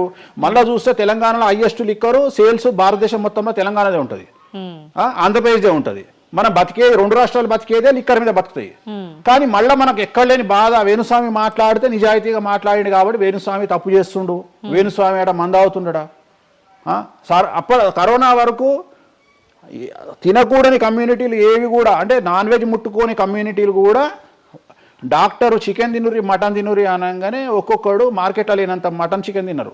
కమ్యూనిటీల గురించి నేను మాట్లాడా. అప్పటిదాకా మేము తినము అన్నోడు కూడా తినడం స్టార్ట్ చేసిర్రు. అంటే నువ్వు డాక్టర్ చెప్తే మళ్ళీ డాక్టర్ చెప్పాడు కాబట్టి తింటున్నామండి, లేకుంటే తినేవాళ్ళం కాదు. తిన్నవా లేదా? సో తప్పే ఉంది. అసలు మద్య మాంసాదులు లేని దేవతల గురించి మాట్లాడుకుందాం. ఎక్కడున్నారు దేవతలు? అసలు మద్య మాంసాదులు లేని దేవతలేరి? రాముడు క్షత్రియుడు, మాంసం తినలేదా? సురాపానం సురాపానం అంటున్నావు, దేవతలే సురాపానం తీసుకున్నారు. అది మద్యమే మరి అది దానికి ఏందమ్మా? ఇప్పుడు ఎన్నో యాగాలు చేస్తారు, అవన్నీ పుకార్లు అంటున్నారు. పుకార్లు అదే చెప్తున్నా నేను నీకు. సురాపానము అని ఎక్కడ పెట్టిరు, అమృతము అని ఎక్కడ పెట్టి, సురాపానము నథింగ్ బట్ సారా, ఇప్పసారా. అంటే అప్పుడు ఇన్ని రకాల మందులు లేవు కాబట్టి, స్కాచ్లు ఓడకాలు వైండ్లు లేవు కాబట్టి అప్పుడు మనకు ఒకటే ఏంది సురాపానం. సురాపానం అంటే సారా, సారా అంటే ఇప్పసారా, ఇప్ప పూల నుండి తీసినటువంటి సారా. అంతే, అది కూడా అంతే. మళ్ళా రోజులు పెరుగుతున్న కొద్ది టేస్ట్ మారుతుంది. సో ఇవాళ వేణుస్వామి వచ్చి మాట్లాడంగానే ఇక ఎక్కడ లేనటువంటి, అంటే ఏం లేదు. నేను అనేది ఏంటంటే టార్గెట్ చేయడానికి ఏదో ఒకటి కావాలి. ఇప్పుడు నీకు నువ్వు దశమహావిద్యల గురించి తెలుసుకోవాలి అంటే నువ్వు కామాఖ్య పోవాలి. కామాఖ్య పోవాలంటే అప్ అండ్ డౌన్ 30,000 అవుతుంది ఫ్లైట్ టికెట్, ట్రైన్లో పోలేవు. ఈ 30,000 రూపాయలు ఖర్చు పెట్టి నువ్వు అక్కడికి పోయి అక్కడ ఏం జరుగుతుంది అని తెలుసుకుని వచ్చిన తర్వాత వేణుస్వామి మీద నీకు క్లారిటీ వస్తుంది. సో ఒకవేళ నమ్మినోడు నమ్ముతాడు, నమ్మనోడు నమ్మడు. I don't care. నేనేంటంటే నేను తీసుకున్నటువంటి టార్గెట్ ప్రకారం వెళ్తున్నా, నేను చెప్పాలనుకున్నా. కానీ ఆల్మోస్ట్ ఆల్ తెలుగు స్టేట్స్లో 70-80% జనాలకు వామాచారం అంటే ఏందో తెలుసు, దశమహావిద్యలు అంటే ఏందో తెలుసు, దశమహావిద్యలో దేంతో పూజ చేస్తారో తెలుసు, అన్నీ తెలుసు. ఇంకొకటి ఏమైపోయిందంటే మీడియాలో నా గురించి రావడం వల్ల వేణుస్వామి వామాచారంలో స్పెషలిస్టు అనే విషయాన్ని నేను పబ్లిసిటీ చేసుకోకుండానే జనాల్లోకి వెళ్ళిపోయింది. సో ఎవరైతే వామాచారంతో పూజలు చేయాలనుకుంటారో ఆటోమేటిక్గా వాళ్ళే నా దగ్గరకు వస్తున్నారు. స్వామి, ఎందుకంటే ఇప్పుడు క్యాన్సర్కు పలానా దగ్గర మందిస్తారు అని నువ్వు నెగిటివ్గా ప్రమోట్ చేసావు అనుకో, జనాలు అక్కడికే పోతారు. అట్లనే వేణుస్వామి వామాచారంలో పూజలు చేస్తారట, వామాచారం కావాల్సిన వాళ్ళు నా దగ్గరికే వస్తారు డైరెక్ట్. సో ఈజీగా నన్ను రూట్ చేసి ఈయన దగ్గరికి వెళ్ళండి అని చెప్పినట్టు అయిపోయింది. అందుకని నాకు ఫ్రీ పబ్లిసిటీ వల్ల ఇంకా నేను ఉన్నదానికంటే ఇంకొక 100% బిజీ అయినా. అంటే ఏమవుతుంది, ఎందుకంటే అమ్మవారు కదా డిసైడ్ చేసేది. నేనేమనుకుంటా అంటే అమ్మవారు డిసైడ్ చేస్తుంది, అమ్మవారే డిసైడ్ చేస్తుంది. ఇప్పుడు నేను ఏదైనా హిందూ మతానికి, హిందూ శాస్త్రానికి, వామాచార విధానానికి, తంత్ర మార్గానికి, అమ్మవార్లకు వ్యతిరేకంగా నేను ఏం చేసినా అమ్మవారు నన్ను సర్వనాశనం చేస్తుంది. ఒకవేళ నా జోలికి వస్తే అమ్మవారు చూసుకుంటుంది, వాళ్ళ సంగతి నాకు అనవసరం. ఇప్పుడు మీరు అన్నారు అంటే ఈ దశమహావిద్యల్లో అమ్మవార్లకి మద్యము ఇవన్నీ పంచమకారాలన్నీ కూడా కామన్, అది అందరికీ తెలిసిందే అని. మరి మీరొక్కరే ఎందుకు బల్లగుద్దినట్టు ఇది వాస్తవం అని చెప్తున్నారు? అందరూ చెప్పే విధానం ఏ రకంగా ఉంది అంటే మనలో ఉన్న ఈ చక్రాలని యాక్టివేట్ చేయడము, మద్యము అని అంటే మద్యం కాదు ఇంకేదో అని చెప్పి, మాంసము అంటే మాంసం కాదు అల్లంతో ఇంకేదో మిక్స్ చేస్తే వచ్చేదాన్ని మాంసంగా పలుకుతారు కానీ అది మాంసం కాదు, అంటే జీవిని చంపడం ఇదంతా కాదు, ఈ విధానం చాలా మంది చెప్పుకుంటారు వస్తున్నారు. ఏం చెప్తారు అట్లా? అంటే దక్షిణాచారంలో పూజలు చేసే వాళ్ళు వాళ్ళ దగ్గరికి భక్తులు రావాలి అంటే వాళ్ళు అదే చెప్తారు. ఓకే, నీకు దీనికి ఒక ఎగ్జాంపుల్ చెప్తా. 2 వీలర్ ఎప్పుడైనా వాడినావా నీ లైఫ్ లో? నువ్వు 2 వీలర్ వాడినవా? నేను అడుగుతున్నా తల్లి ప్రశ్న, నిన్నే అడుగుతున్నా. 2 వీలర్ ఎప్పుడైనా వాడినవా? నేను ఎప్పుడు డ్రైవ్ చేయలే. సో 2 వీలర్ వాడిన వాళ్ళకే తెలుస్తుంది ఈ విషయం, చాలా బాగా తెలుస్తుంది. 2 చక్రాల బండి వాడిన వాడు కార్పొరేటర్ దాంట్లో ఆ పెట్రోల్లో చెత్త వస్తుంది. చెత్త వచ్చినప్పుడు బండి స్టార్ట్ కాదు, స్టార్ట్ కాకపోతే మనం కొట్టి కొట్టి కొట్టి కొట్టి మెకానిక్ దగ్గర తీసుకుపోయి మెకానిక్ దగ్గర పెడతాం బండి. ఏ మెకానిక్ కూడా మన ముందు కిక్కు కొట్టాడు. బండి ఫస్ట్ మనం ఆపగానే వాడు చేసేది ఫస్ట్ అది ఇప్పుతాడు మొత్తం. ఎందుకంటే వాడికి తెలుసు ఒకవేళ పుసుక్కున స్టార్ట్ అయితే వీడు నాకు పైసలు ఇయ్యాడు. అందుకని ఏం చేస్తాడంటే దాన్ని కిక్కు కొట్టకుండా మొత్తం డప్ప నిప్పి కార్పొరేటర్ క్లీన్ చేసి పైపు తీసి మొత్తం పెట్రోల్ ఇట్లా చూసి అంత పెట్టి చేసినాక ఒక కిక్కు కొట్టగానే కుయ్యి అని స్టార్ట్ అవుతుంది. 50 రూపాయలు ఇస్తారు అంటాడు. రైట్, అయిపోయింది. రెండవది, నువ్వు ఆంజనేయ స్వామి గుళ్ళో పనిచేసే పంతుల దగ్గరికి పో, జ్యోతిష్యం చెప్పించుకో. దోష నివారణ నీకు ఏం చెప్తాడంటే హనుమంతుడికి సింధూరము అంటాడు. అవును. నవగ్రహ గుడిల పంతుల దగ్గరికి పో, గ్రహాల పూజలు చెప్తారు. నవగ్రహాలకు అభిషేకము అంటాడు, తైలాభిషేకము అంటాడు. అంటే నువ్వు ఎవరి దగ్గరికి పోతే వాడి దగ్గర లేని దాన్ని వాడు అడ్వైజ్ చేయడు. లాజిక్ అర్థమైందా? వాడి దగ్గర లేని దానికి వాడు అడ్వైజ్ చేయడు. దశమహావిద్యల గురించి కానీ వామాచారం గురించి కానీ చేయగలిగిన తోపు తురుము సౌత్ ఇండియాలో వేణుస్వామి ఒక్కడే. బుద్ధి లేనివాడు ఎవడన్నా నువ్వు పోతే పండితుని దగ్గరికి పోతే నాకు చేత కాదండి, నేను ఎదవనండి, అక్కడ వేణుస్వామి గారు ఉన్నారండి అని ఎవడన్నా పంపిస్తాడా నిన్ను? పంపించరు. ఏమంటాడు అప్పుడు? అవన్నీ తప్పులు నేను చేసే కరెక్ట్ అంటాడు. అంతేగాని నా దగ్గరికి వీళ్ళందరూ దారి మళ్ళిస్తారా? పొండి వేణుస్వామి దగ్గరికి, పొండి వేణుస్వామి దగ్గరికి అని. అప్పుడు ఏం చెప్తాడు? పంచమకారాలు లేవు అంటాడు. అప్పుడు నేనేం చెప్తున్నా? వేణుస్వామి నిజాయితీ పరుడు కాడు, వేరే వాళ్ళు నిజాయితీ పరులు కారు. మీ చేతిలో ఆండ్రాయిడ్ ఫోనో ఐఫోనో ఉంది, గూగుల్లో కానీ చాట్ జీపీటీలో కానీ జెమినీలో కానీ వామాచారం అంటే ఏందో ఓపెన్ చేయండి, దశమహావిద్యలు అంటే ఏందో ఓపెన్ చేయండి, వామాచారంలో ఉండే పంచమకారాలు అంటే ఏంటో ఓపెన్ చేయండి. మీకు మీరే తెలుసుకోండి. ఈ సమాజంలో తెలుగు రాష్ట్రాల్లో ఉన్న దొంగలెవరో దొరలెవరో మీరే గుర్తుపట్టండి. ఎవరు అబద్ధాలు చెప్తున్నారో అనే విషయాన్ని తెలుసుకోండి. వేణుస్వామి దొంగ అయితే వేణుస్వామి దగ్గరికి రాకండి, వేణుస్వామి జ్యోతిషం చేత కాకపోతే రాకండి, వేణుస్వామి పంచమకారాలు తప్పు చెప్తే రాకండి. మీరు ఎవరిని అడగండి, మనుషుల మాట నమ్మకండి, దీన్ని నమ్మండి. నేను అందుకనే మనుషుల్లో మార్పులు ఉండొచ్చు, మనుషుల్లో భేదాభిప్రాయాలు ఉండొచ్చు, మనుషుల్లో ఈగోలు ఉండొచ్చు. దీంట్లో ఈగోలు లేవు, దీనికి ఈగో లేదు, దీనికి పొసెసివ్నెస్ లేదు, దీనికి ఈర్ష్య లేదు. మంచిగా ఓపెన్ చేయండి, వామాచారం అని కొట్టండి. వామాచారం అంటే ఏందో చూపిస్తుంది, పంచమకారాలు అంటే ఏందో చూపిస్తుంది, దశమహావిద్యలు అంటే ఏందో చూపిస్తుంది, కామాఖ్య దేవాలయం అంటే ఏందో చూపిస్తుంది. సో పంచమకారాల్లో ఏమేమి ఉంటాయో అదే చూపిస్తుంది. సో పంచమకారాలలో ఒక్కటి మాత్రమే గురుముత మాకు గురువు ఏం నేర్పించిండో అది మేము చేయాలి. మిగిలిన 4 మైథునం, మిగిలిన 4 ఫిజికల్గా పెట్టాల్సిందే. సాత్విక దేవతలు అంటే గణపతి, సరస్వతి, వెంకటేశ్వర స్వామి, చండి, వీళ్ళంతా సాత్విక దేవతలు. మేము దశమహావిద్యలకు వచ్చేటప్పటికి ఉగ్రదేవతలు. ఉగ్రదేవతలకు ఎప్పుడు కానీ డైరెక్ట్గా నువ్వు ఏమైతే సబ్జెక్ట్లో ఉన్నాయో అవి పెట్టాల్సిందే. సో ఉగ్రదేవత విషయంలో కాంప్రమైజ్ అనేది లేదు. ఉగ్రదేవతలకు నువ్వు ఖచ్చితంగా సాటిస్ఫై చేయాల్సిందే. నాకు అర్థం కాని విషయం ఏంటంటే తెలంగాణలో ఆషాఢ మాసంలో బోనాల విషయంలో జరిగే తంతునే నేను కొత్తగా చేస్తలేను, అదే తంతు నేను చేస్తున్నా. మీకు అక్కడ లేని సమస్య ఇక్కడ ఎందుకు వస్తుంది నాకు అర్థమైతలేదు. కానీ అక్కడ బలి అండ్ పానకం, కళ్ళు, ఈ 2 సాకపోయటం మాత్రమే ఉన్నాయి. పంచమకారాలు ఏం లేవు కదా. మత్స్యం అంటే ఏంది? చేపతో ఏం కుంపలు మునిగినాయి. కానీ మీరు అన్నట్టుగా చూస్తే ఇక్కడ పంచమకారము, ఇక్కడ మాత్రం పంచమకారం కాదు కాబట్టి విమర్శిస్తున్నారేమో. అవునమ్మా, ఇప్పుడు ముద్ర అనేది అది ముద్ర తంతే కదా, క్రియనే కదా. తంత్ర మార్గంలో ముద్ర అనేది ఒక వ్యవస్థ. మత్స్యము అంటే చేపనే కదా. నువ్వు కొత్తగా పెట్టేది ఏముందాడా? మటను, మద్యము, మత్స్యము, ఇంకొకటి ఎక్కువ వస్తుంది నీకు, అంతే అంతే కదా నువ్వు పెట్టేది. కానీ అది కూడా ప్రాంతాన్ని బట్టి చేయాల్సిన విధానము. దాన్ని తీసుకొచ్చి ఇక్కడ మాట్లాడేది ఏంది, ఎందుకు మాట్లాడాలి అని అంటున్నారు కదా. సో ఇప్పుడు ఒక ప్రాంతానికే దేవత పరిమితం అయితే అట్లా అని కాదు, కొంతమంది ప్రాంతానికి పరిమితమై ఉంటారు, కొంతమంది గ్రామానికి పరిమితమై ఉంటారు, అలా ఉంటూ ఉంటారు కదా. మరి అక్కడ కామాఖ్య దగ్గరే చేయాలి, కామాఖ్య దగ్గరే మాట్లాడాలి, ఆ పూజలు తీసుకొచ్చి ఇక్కడ చేయడం ఇక్కడ నేనేం చేయలేదే అనే వాళ్ళు ఉన్నారు. అవునమ్మా, అదే చెప్తున్నా. వాళ్ళు ఎందుకు అంటున్నారు అంటే వాళ్ళకు పొట్టబోతుంది కదా, వాళ్ళ కూడు దగ్గర నోటి దగ్గర కూడిపోతుంది కదా, మస్తుగా మాట్లాడతారు. ఇది ఏమైతుంది? నేను ఒక లాజిక్ చెప్తా. ఇప్పుడు నీకు ఒక షాపు నడుస్తుంది, బుక్ స్టాల్ అంటే ఎదురుగా ఇంకో బుక్ స్టాల్ పెట్టినప్పుడు ఆటోమేటిక్గా వీటి దెబ్బతింటాడు. నేను ఒక కొత్త మార్గం ఎంచుకున్నా, ఈ కొత్త మార్గం ఎంచుకోవడానికి దమ్ము ధైర్యం కావాలి. నా వేలో నేను వెళ్తున్నా. నన్ను విమర్శించడానికి చాలా మంది వస్తారు. కారణం ఏంటి అంటే వేణుస్వామి ఒక్కడే, వేణుస్వామి ఒక్కడే. కానీ 99 మంది పాజిటివ్ దక్షిణాచారంలో వెళ్తే వేణుస్వామి ఒకడే వామాచారంలో వెళ్తున్నాడు. వీళ్ళకి నేను అందరికీ కాంపిటీటర్గా వీళ్ళు భావిస్తున్నారు.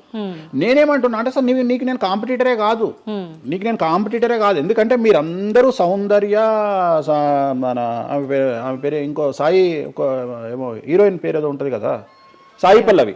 సో మీరంతా సాయి పల్లవి సౌందర్య టైపు, నేను సన్నీ లియోన్ టైపు. నన్ను వదిలేయండి, నన్ను వదిలేయండి. నాకు మీకు కాంపిటీషన్ లేదు. నేను బికినీ మీద తిరుగుతా, నేను అన్ని వదిలేసుకున్నా. నా మొలదారం కూడా తీసి పక్కకు పెట్టిన. అంటే నాకు బట్టలు ఇప్పే అవకాశం మీకు ఇవ్వట్లా, మొత్తం ఇప్పేసుకున్నా నేను ఆల్రెడీ. మీరు ఇప్పుదామంటే ఏం లేవు నా దగ్గర చివరికి నా అండర్వేర్తో సహా నా మొలదారంతో సహా ఇప్పుకున్నా. ఇంకేం లేవు మీరు ఇప్పడానికి. సో మీ పని మీరు చేసుకోండి, మీరు సాత్విక దేవతలను ఆరాధించుకోండి, మీరు ఏం చేసుకోండి.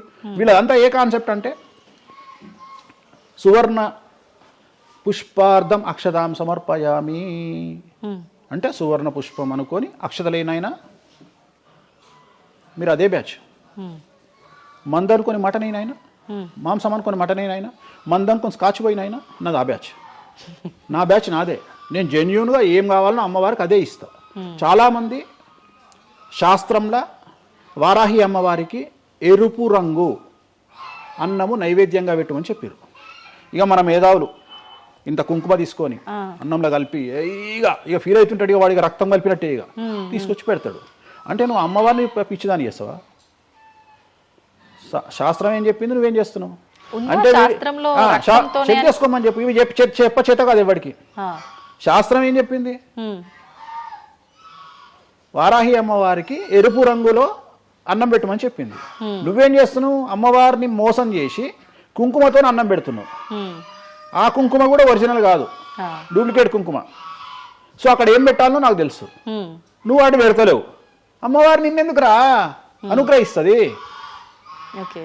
అమ్మవారిని నిన్ను ఎందుకు అనుగ్రహించాలి అంటే నువ్వు అమ్మవారిని మోసం చేసే మొనగానివి కదా, మోనార్కు కదా నువ్వు. నేను మోసం చేయ అమ్మవారిని. రెండవది, నన్ను నమ్మితే నా దగ్గరికి రమ్మంటున్నా. నా మాట వినకండి, వాళ్ళ మాటనే వినండి, ఈ శుద్ధపూసల మాటనే వినండి, నా మాట వినకండి. ఫస్ట్ మీరు నన్ను మెచ్చుకున్న వీడియో దయచేసి చూడకండి. నన్ను యాంకర్లు బట్టలిప్పాలి అని ప్రయత్నం చేసిన వీడియోలు చూడండి. నన్ను చాలా వరకు అంటే ఈయన ఏదో దొరకబట్టి విని ఆ ఉన్న లాస్ట్కు నా ముల్లారం కూడా ఇప్పేసిన, ఇంకేమైనా ఉన్నాయేమో బాడీలో గుంజుదామో అని ప్రయత్నం చేసే యాంకర్ల వీడియోలే చూడండి. నా గురించి నెగిటివ్ పెట్టిన వీడియోలే చూడండి. మీకు నా మీద చివరిగా నమ్మకం కలిగి ఈయన దగ్గర విషయం ఉందంటే రండి, లేకుంటే రాకండి. ఇంకొక విషయం అంటే మీరు ఇంత ధైర్యంగా దర్జాగా ఒక సవాల్ విసిరినట్టుగా మాట్లాడుతున్నారు వీడియోలో మాట్లాడినప్పుడు. మరి మీరు చెప్పినవన్నీ అంటే వేణుస్వామి చెప్పినవన్నీ వాస్తవాలైతే, శాస్త్రంలో ఉంది నేను చూపిస్తానే అతనైతే, ఎంతసేపు ఉన్నా ఆయన పర్సనల్ వీడియోలో చెప్పడము, వేరే యాంకర్ల దగ్గర చెప్పడం తప్ప డిబేట్లకు ఎందుకు రారు, వచ్చి మాతో వాదించవచ్చు కదా, ప్రూవ్ చేయొచ్చు కదా అని చాలా మీరు రెడీనా? డిబేట్లకు రాను. ఎందుకని? కానీ మనం అగ్రిమెంట్ పేపర్లు రాసుకుందాం. నీ ద్వారా చెప్తున్నా నువ్వు కామాఖ్యకు నేను తీసుకుపోతా. నేను చెప్పిన దాంట్లో కామాఖ్యలో ఏది జరగకపోయినా నా దుకాణం పని చేసుకుంటా. నా ప్రాపర్టీ మొత్తం రాసి చేసి నేను నా ఫ్యామిలీతో సహా దేశం వదిలిపెట్టి వెళ్ళిపోతా, లేదు స్టేట్ వదిలిపెట్టి వెళ్ళిపోతా. అన్ని వాస్తవం అని మీరు ప్రూవ్ చేస్తారు.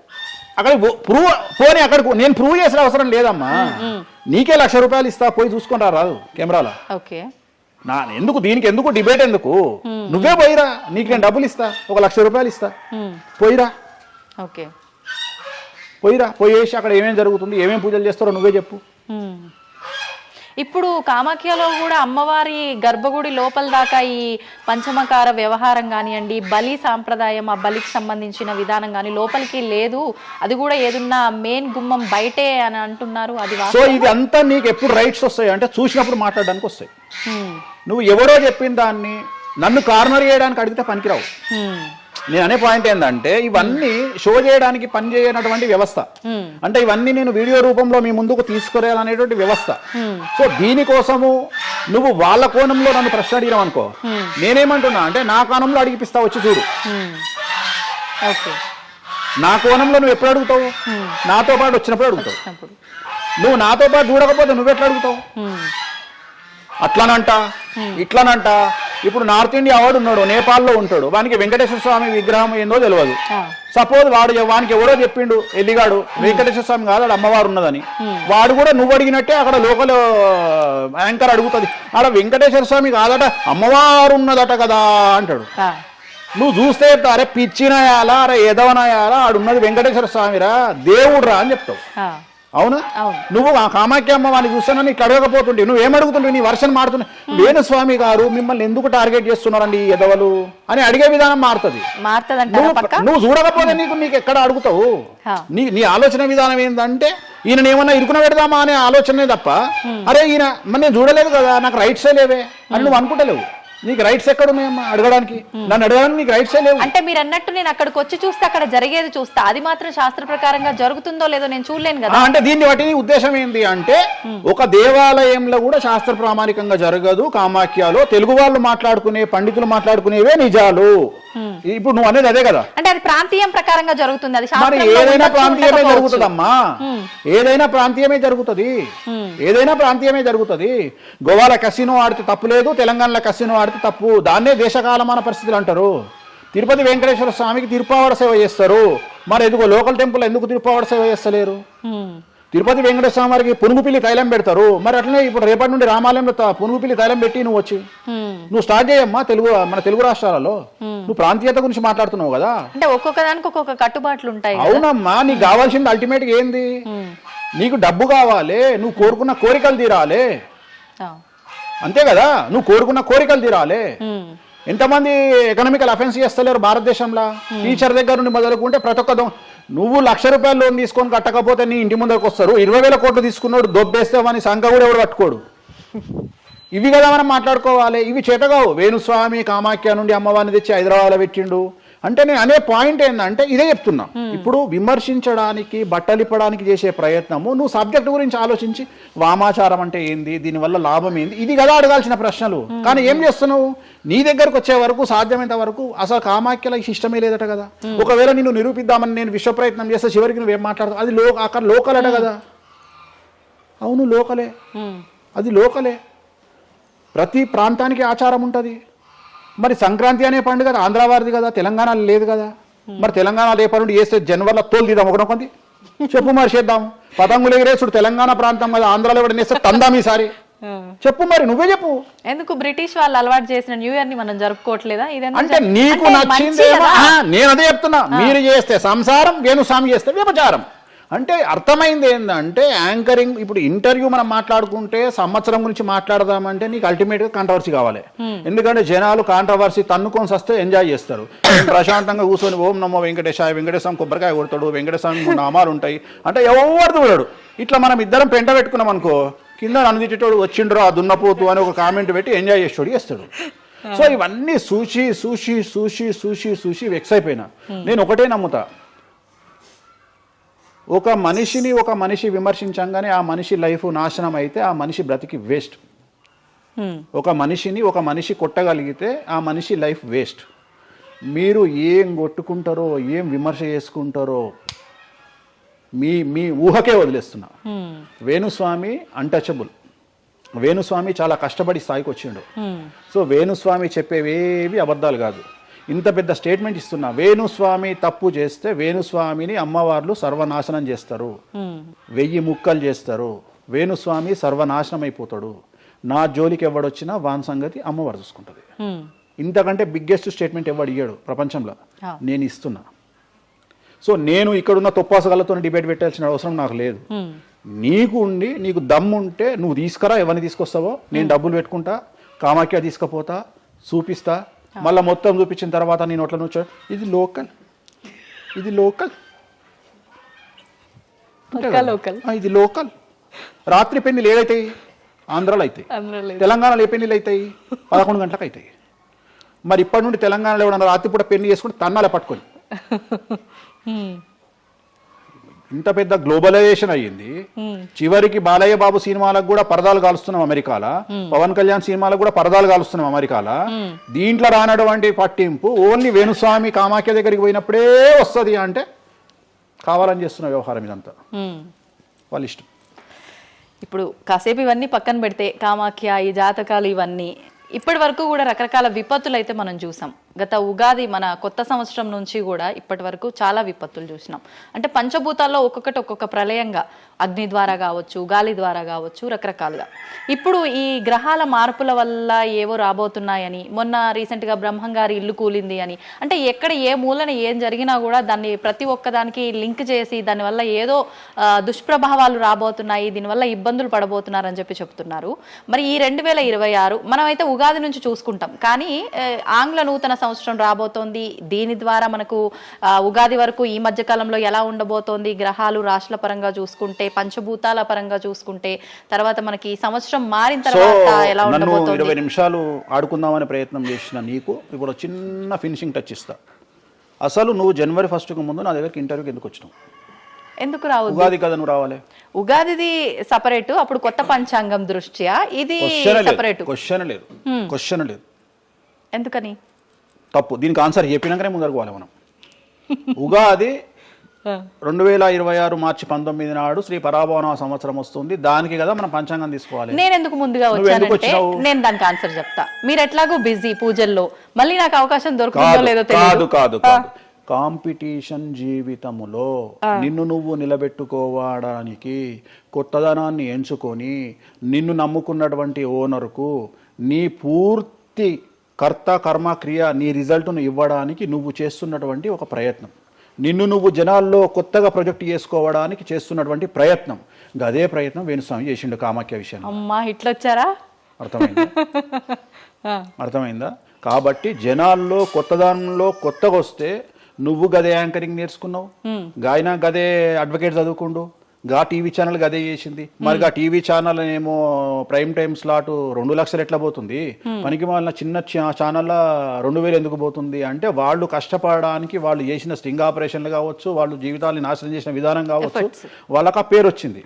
సో అట్లనే వేణుస్వామి కష్టపడి ఈ స్థాయికి రావడానికి వేణుస్వామికి అంటూ ఒక బ్రాండ్ ఉన్నది. సో రెండవది, ఇదే సంవత్సరం ఇదే ఛానల్లో 2025 శివ అనే ఒక యాంకర్ కు నేను ఇంటర్వ్యూ ఇచ్చిన. అందులో చాలా విషయాలు చెప్పిన. ఏమేం చెప్పిన? ఈ సంవత్సరము రైలు ప్రమాదాలు ఎక్కువ అని చెప్పిన, విమాన ప్రమాదాలు ఎక్కువ అని చెప్పిన. చెప్పంగా వెనకకెంచి వచ్చి వీరికి పని పాట లేదు, వీడు పొద్దుగాలు లేస్తే ఇటువే మాట్లాడతాడు అని తిట్టిరు నన్ను. మరి అయినప్పుడు ఒక్కడన్నా పెట్టడేంద్రా? పెట్టాలే కదా.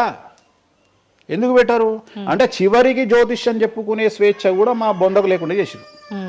జ్యోతిష్యంలో అరే ఇప్పుడు నా సొంత కవిత్వం కాదు, ఎవరిని అడిగినా చెప్తారు. ఈ సంవత్సరం గురువు అధిపతి కమాండర్ కేతువు అన్ని క్లియర్గా ఉన్నాయి. కేతువు అంటే మోక్షకారకుడు, భక్తికారకుడు. ఈ సంవత్సరం 2026లో ఎక్కడైతే జనాలు గుమిగూడు ఉంటారో అక్కడ ప్రాబ్లమ్స్ వస్తాయి. అది రేపు జరగబోయేటువంటి పుష్కరాలు కావచ్చు, రేపు జరగబోయే సమ్మక్క సారక్క పండగ కావచ్చు, లేకపోతే దేవాలయాల్లో ముక్కోటి ఏకాదశి కావచ్చు, ఎక్కడైతే భక్తి భావం ఉంటుందో అక్కడ చాలా పెద్ద పెను ప్రమాదాలు సంచలనాలు జరుగుతాయని శాస్త్రం చెప్తుంది. శాస్త్రం చెప్పినప్పుడు ఆ శాస్త్రాన్ని వేణుస్వామి చెప్తున్నాడు. దీన్ని కూడా తప్పు తీసుకుపోయి వేణుస్వామి ఏలినాడు శని నడుస్తుంది మేషరాశికి, మేషరాశి బాగుండదు అని చెప్పాలి కానీ మేషరాశి సూపర్ స్టార్లు అవుతారని నేనెందుకు చెప్తా అంటే, ఒక చూసినావా వేణుస్వామి మన ఒక ఆమె నేను మీనరాశి బాగాలేదంటే మీనరాశికి బాగాలేదని చెప్తున్నా వేణుస్వామి ఎట్టడే ఎప్పుడు వేణుస్వామి అని ఇట్లా ఊతుంది, ఇట్లనే ఊతుంది ఆమె, ఇట్లనే అంటుంది వేణుస్వామి చెప్పిండు అని తిట్టింది. నువ్వు నమ్మవమ్మా, ఆమె అమెరికా నుండి పంచుప్రభాకర్ అని ఒక ఆయన ఉంటాడు, ఆయన తిట్టిండమ్మా ఆ బూతులు భగవంతా నేనైతే తెల్లారి చచ్చిపోతుండే. అంటే వాళ్ళిద్దరికి ఫైటింగ్ జరిగి గదే మీనరాశి అని చెప్తున్నాను నేను. ఆమె మీనరాశి అంట, గదే మీనరాశి అంటున్నాను నేను. అంటే నేను చెప్పేది అదే. నేను చెప్పేది ఫస్ట్ శనీశ్వరుడు కాదు, శనేశ్వరుడు. శనీశ్వరుడు అని ఎందుకు వచ్చింది అంటే, ఒకరోజు శని శంకరుడు ఇద్దరు కలిసినప్పుడు శంకరుడు శనిని అడుగుతాడు, ఏందా నేను చూస్తే పెద్ద అందరు భయపడుతున్నారు, చాలా పెద్ద పెద్ద వాళ్ళు భయపడుతున్నారు, నువ్వు తోపు తురుమట కదా అంటాడు. అంటే నేను తోపు తురుమా కాదా, రేపు చెప్తా నీ సంగతి అంటాడు. ఎవరు? శని ఈశ్వరుని అంటాడు. అంటే ఏంది అంటే, రేపు నీ టైం వచ్చింది, నీ సంగతి ఏందో చెప్తా అంటాడు. అంటే తెల్లవారి పొద్దున సూర్యోదయానికి శంకరుడు పోయి ఒక చెట్టు తొర్రలో దాచుకొని సాయంత్రం సూర్యాస్తమయం వరకు చెట్టు తొర్రలోనే ఉంటాడు. ఉండి బయటకు వస్తాడు. బయటకు వచ్చిన తర్వాత శని ఎదురుపడితే నన్నేమో చేస్తా అన్నావు కదా, ఏం చేసినావు అంటాడు. అంటే నువ్వు లయకారకుడివి, ప్రపంచాన్ని శాసిస్తావు, ముల్లోకాలను శాసిస్తావు. అట్లాంటి నిన్ను తీసుకుపోయి సూర్యోదయం నుండి సూర్యాస్తమయం దానిక చెట్టు త్వరలో దాచిపెట్టిన ఇంతకంటే నేను చేసేదే ఉంది అంటాడు. ఆట మొదలు పెట్టేశాడు అక్కడ ఆల్రెడీ. అప్పటి నుండి ఆయనకు శనీశ్వరుడు అని పేరు వచ్చింది. Okay okay. సో ఇది జరిగింది శంకరుడికి కూడా జరిగింది, రాముడికి కూడా జరిగింది. సో ఏలినాటి శని పీరియడ్లో, షష్టమ శని పీరియడ్లో బాధలు పడేటువంటి పరిస్థితి ప్రతి ఒక్కళ్ళకు ఉంటుంది. రెండవసారి ఏలినాటి శనిలో మరీ దరిద్రంగా ఉంటుంది. కలియుగంలో దాని తీవ్రత చాలా ఎక్కువగా ఉంటుంది. కలియుగంలో ఫిజికల్ కంటే మానసికమైన దెబ్బలు చాలా ఎక్కువగా ఉంటాయి. జనాలు కొట్టే దెబ్బలు చాలా ఎక్కువగా ఉంటాయి. నరఘోష వల్ల తినే దెబ్బలు చాలా ఎక్కువగా ఉంటాయి. కలియుగ దైవమైనటువంటి వెంకటేశ్వర స్వామి వారికే ఎన్నో రకాల పూజలు చేసి దిష్టి తీయడానికి ప్రయత్నం చేస్తున్న సందర్భంలో ఆఫ్టర్ ఆల్ మానవుల మనమింత. సో మన మీద ఎన్నో రకాల దుష్ప్రయోగాలు ఉంటాయి, ఎన్నో రకాల నరఘోషలు ఉంటాయి. సో ఇవన్నీ జనాలకు తెలియజేయాల్సిన బాధ్యత ఒరిజినల్ పండితుడిగా, ఒరిజినల్ జ్యోతిష్కుడిగా నా మీద ఉంది. సో సొంత కవిత్వము జనాలకు పాజిటివ్గా చెప్పడానికి నేనేమి ఏమో అంటారు కదా, వ్యక్తిగత ఏదో అంటారు వాళ్ళను, వ్యక్తిగతంగా కౌన్సిలింగ్ ఇచ్చేటువంటి వాడిని కాదు నేను. సో నేను శాస్త్రం ఏం చెప్పిందో నేను దాన్ని మాత్రమే జనాలకు చెప్పడానికి నేను ఇక్కడ ఉన్నా.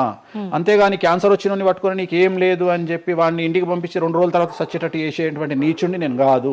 క్యాన్సర్ వస్తే క్యాన్సర్ వచ్చింది, ధైర్యంగా బతుకు, ఇంకా బతుకు, నీ కోరికలు తీర్చుకో, అన్ని కోరికలు తీసుకొని సావు అని చెప్తా. రెండవది, అన్ని తిని 60 ఏళ్ళు పోతే ఏం తినకుండా 80 ఏళ్ళు బతికితే లాభం లేదు.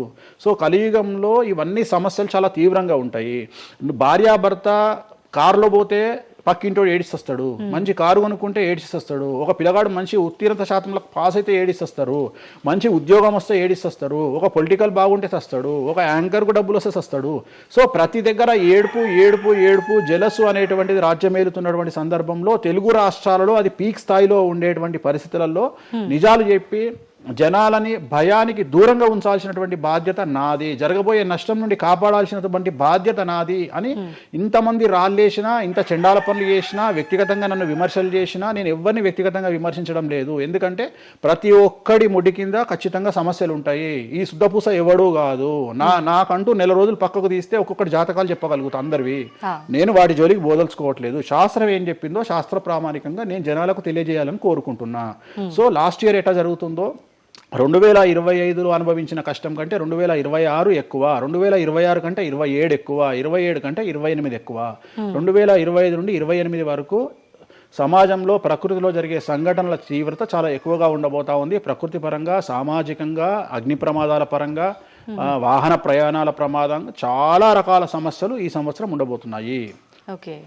రాశుల పరంగా ఎలా ఉంటుందండి? సో ఈ సంవత్సరము ఫస్ట్ రాశుల కంటే ముందు మనం మాట్లాడుకోవాల్సింది ఏంటి అంటే, ఈ సంవత్సరము రైలు ప్రమాదాలు, అగ్ని ప్రమాదాలు, వాహన ప్రమాదాలు, అలాగే జన సమీకరణలు ఉన్న చోట, భక్తులు గుమిగూడే చోట, జన సాంద్రత ఉన్న చోట, అది సినిమా థియేటర్లు అవ్వచ్చు, భక్తికి సంబంధించిన ఏరియా అవ్వచ్చు, సో మార్కెట్లు అవ్వచ్చు, మాల్స్ అవ్వచ్చు, వాటిల్లో పెను సంచలనాలు ఈ సంవత్సరం జరిగే అవకాశాలు ఉన్నాయి. ఆర్థిక నష్టము అంటే ఆస్తి నష్టము, జన నష్టము ఉండేటువంటి అవకాశాలు ఉన్నాయి.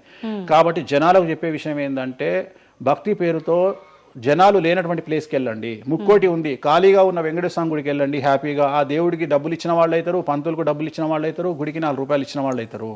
అట్లనే జనాలు లేనటువంటి ప్లేసుల్లో పుష్కరాలకు వెళ్ళండి ఈ సంవత్సరము. సో జన సాంద్రత ఉన్నటువంటి ప్రదేశాలను ఈ సంవత్సరం అవాయిడ్ చేయడానికి ప్రయత్నం చేయండి. సో టూర్లు మ్యాక్సిమం అవాయిడ్ చేయండి. ఈ సంవత్సరము లోయ ప్రాంతాలలో, కొండ ప్రాంతాలలో, నదీ పరివాహక ప్రాంతాలలో పెను సంచలనాలు నమోదయ్యే అవకాశం ఉంది. టూరిస్టు ప్రాంతాలలో కూడా ప్రాబ్లమ్స్ ఉంటాయి. ఈ సంవత్సరం భారతదేశంలో కొన్ని ప్రదేశాల్లో మత కల్లోలాలు రేగేటువంటి అవకాశం కనిపిస్తూ ఉంది, కర్ఫ్యూ విధించేటువంటి అవకాశం కనిపిస్తూ ఉంది. సో ఇవన్నీ కూడా ఈ సంవత్సరం చాలా తీవ్రంగా ఉండబోతా ఉన్నాయి. సో జాగ్రత్తలు వహిస్తే మంచిది. ఓకే. ఇప్పుడు అంటే ఇవి ఎవరికి, అంటే ఏదైనా గ్రహాల్లో మార్పులు ఉన్న వాళ్ళకా, లేదంటే అంటే ఇదంతా మనం ప్రకృతి పరంగా చెప్పాలి. ప్రకృతి పరంగా దాంట్లో ఎవరు ఉంటారు అంటే, చనిపోయే వాళ్ళని తీసుకుంటే ఆ బాధితులు ఎవరైతే ఉంటారో వాళ్ళ జాతకంలో ఏలినాటి శనో, షష్టమ స్థానంలో శనో, వ్యయ గురువో ఉంటాడు. ఓకే. సో మనం వాళ్ళే అని చెప్పలేం కదా, అక్కడికి పోయిన వాళ్ళల్లో వాళ్ళు ఉంటారు. ఎవడైతే నష్టజాతకుడు ఉంటాడో వాడికి ఆ ఇన్సిడెంట్ జరుగుతుంది. సో ఇది ఓవరాల్ గా సంవత్సర ప్రిడిక్షన్ అంటారు. సో రాబోతున్నటువంటి సంవత్సరం పేరు కూడా చాలా చాలా చాలా కాంట్రవర్షియల్ నేమ్, పరాభవనామ సంవత్సరము. పరాభవము అంటే ఓటమి, అవమానముతో కూడిన ఓటమి అని అర్థం.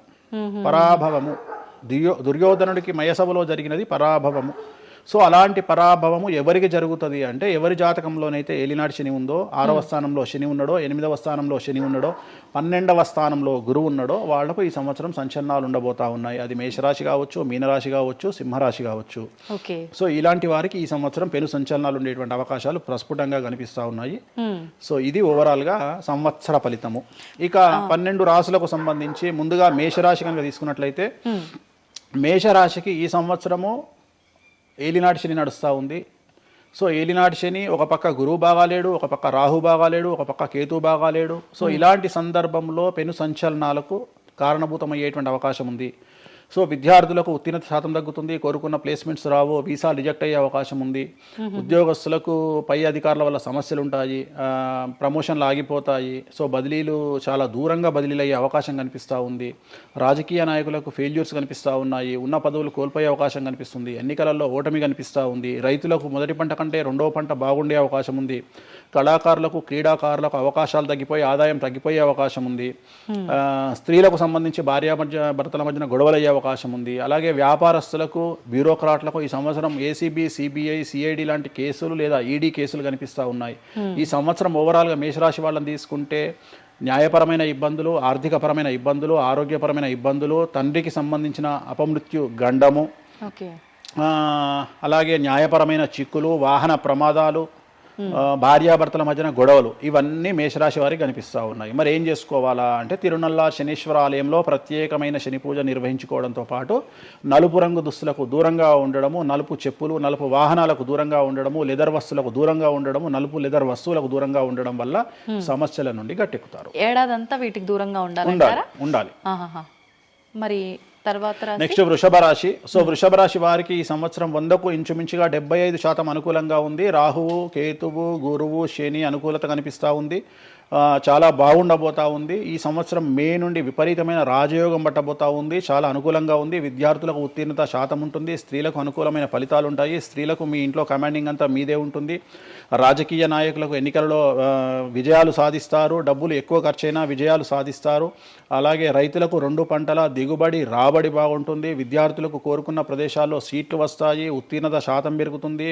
అవివాహితులకు వివాహ యోగ సూచనలు కనిపిస్తున్నాయి. సంతానం లేని వారికి సంతాన యోగం కనిపిస్తూ ఉంది. వ్యాపారస్తులకు, అన్ని రంగాల వ్యాపారస్తులకు అనుకూలమైన ఫలితాలు ఉండబోతా ఉన్నాయి. క్రీడాకారులకు, కళాకారులకు అవకాశాలు, ఆదాయము పెరుగుతాయి. ఓవరాల్గా ఈ సంవత్సరం పూర్తి స్థాయిలో మీకు ఎటువంటి సమస్యలు కనిపించడం లేదు. చాలా బాగుంది కాబట్టి మీకు ఎటువంటి రెమెడీస్ అవసరం లేదు. వీలైతే సోమవారం నాడు శివాలయంలో రుద్రాభిషేకాన్ని నిర్వహించుకోండి. సో నెక్స్ట్ మిథున రాశి. ఈ సంవత్సరం ఏదైనా రాశి 100కు 110% అనుకూలంగా ఉంది అంటే మిథున రాశి. సో గురువు, రాహువు, కేతువు అన్ని గ్రహాలు అనుకూలంగా ఉన్నాయి. పట్టిందల్లా బంగారంగా ఉంటుంది. గురువు అతిచారం వల్ల మీ జాతకం చాలా బాగుండబోతా ఉంది. గత 10 సంవత్సరాల నుండి మీరు పడుతున్నటువంటి కష్టాలన్నీ తొలగిపోయే అవకాశాలు కనిపిస్తూ ఉన్నాయి. సో కొత్త స్పీడ్తో ముందుకు వెళ్ళండి. కొత్త ఆలోచనలు చేయండి. ఎంత గొప్పగా జీవితంలో ముందుకెళ్లాలో ప్లాన్ చేయండి. చాలా గొప్పగా ఆలోచించండి. చిన్నగా ఆలోచన చేయకండి. గురువు విపరీత రాజయోగాన్ని ఇవ్వబోతా ఉన్నాడు. దైవబలం మీకు అనుకూలంగా ఉంది. గురుబలం మీకు అనుకూలంగా ఉంది. శనిబలం మీకు అనుకూలంగా ఉంది. కాబట్టి కొత్త వ్యాపారాలు ప్రారంభించండి. విపరీతమైనటువంటి చాలా గొప్పగా కలలు కనండి. ఆ కలలను సాకారం చేసుకునే దిశగా ప్రయాణం చేయండి. విద్యార్థులకు అనుకూలంగా ఉంది. ఉద్యోగస్తులకు అనుకూలంగా ఉంది. వ్యాపారస్తులకు అనుకూలంగా ఉంది. రైతులకు 2 పంటలు అనుకూలంగా ఉంది. సో ప్రతి వాళ్ళు చెరువులు, తర్వాత చేపల చెరువులు, రొయ్యల చెరువులు పండించే వాళ్ళకు అనుకూలంగా ఉంది. పౌల్ట్రీ ఫామ్ వాళ్ళకు అనుకూలంగా ఉంది. రాజకీయ రంగం వారికి అనుకూలంగా ప్రజల్లో మంచి మార్పులు కనిపిస్తూ ఉన్నాయి. స్త్రీలకు మీదే కమాండింగ్గా ఉంటుంది. కుటుంబంలో మీరు ఏం చెప్తే అది జరిగేటువంటి అవకాశాలు కనిపిస్తూ ఉన్నాయి. సో మిథున రాశి వారికి పూర్తి స్థాయిలో అనుకూలంగా ఉంది. ఎటువంటి రెమెడీస్, ఎటువంటి పూజలు అవసరం లేదు. అద్భుతం అయితే వీళ్ళది.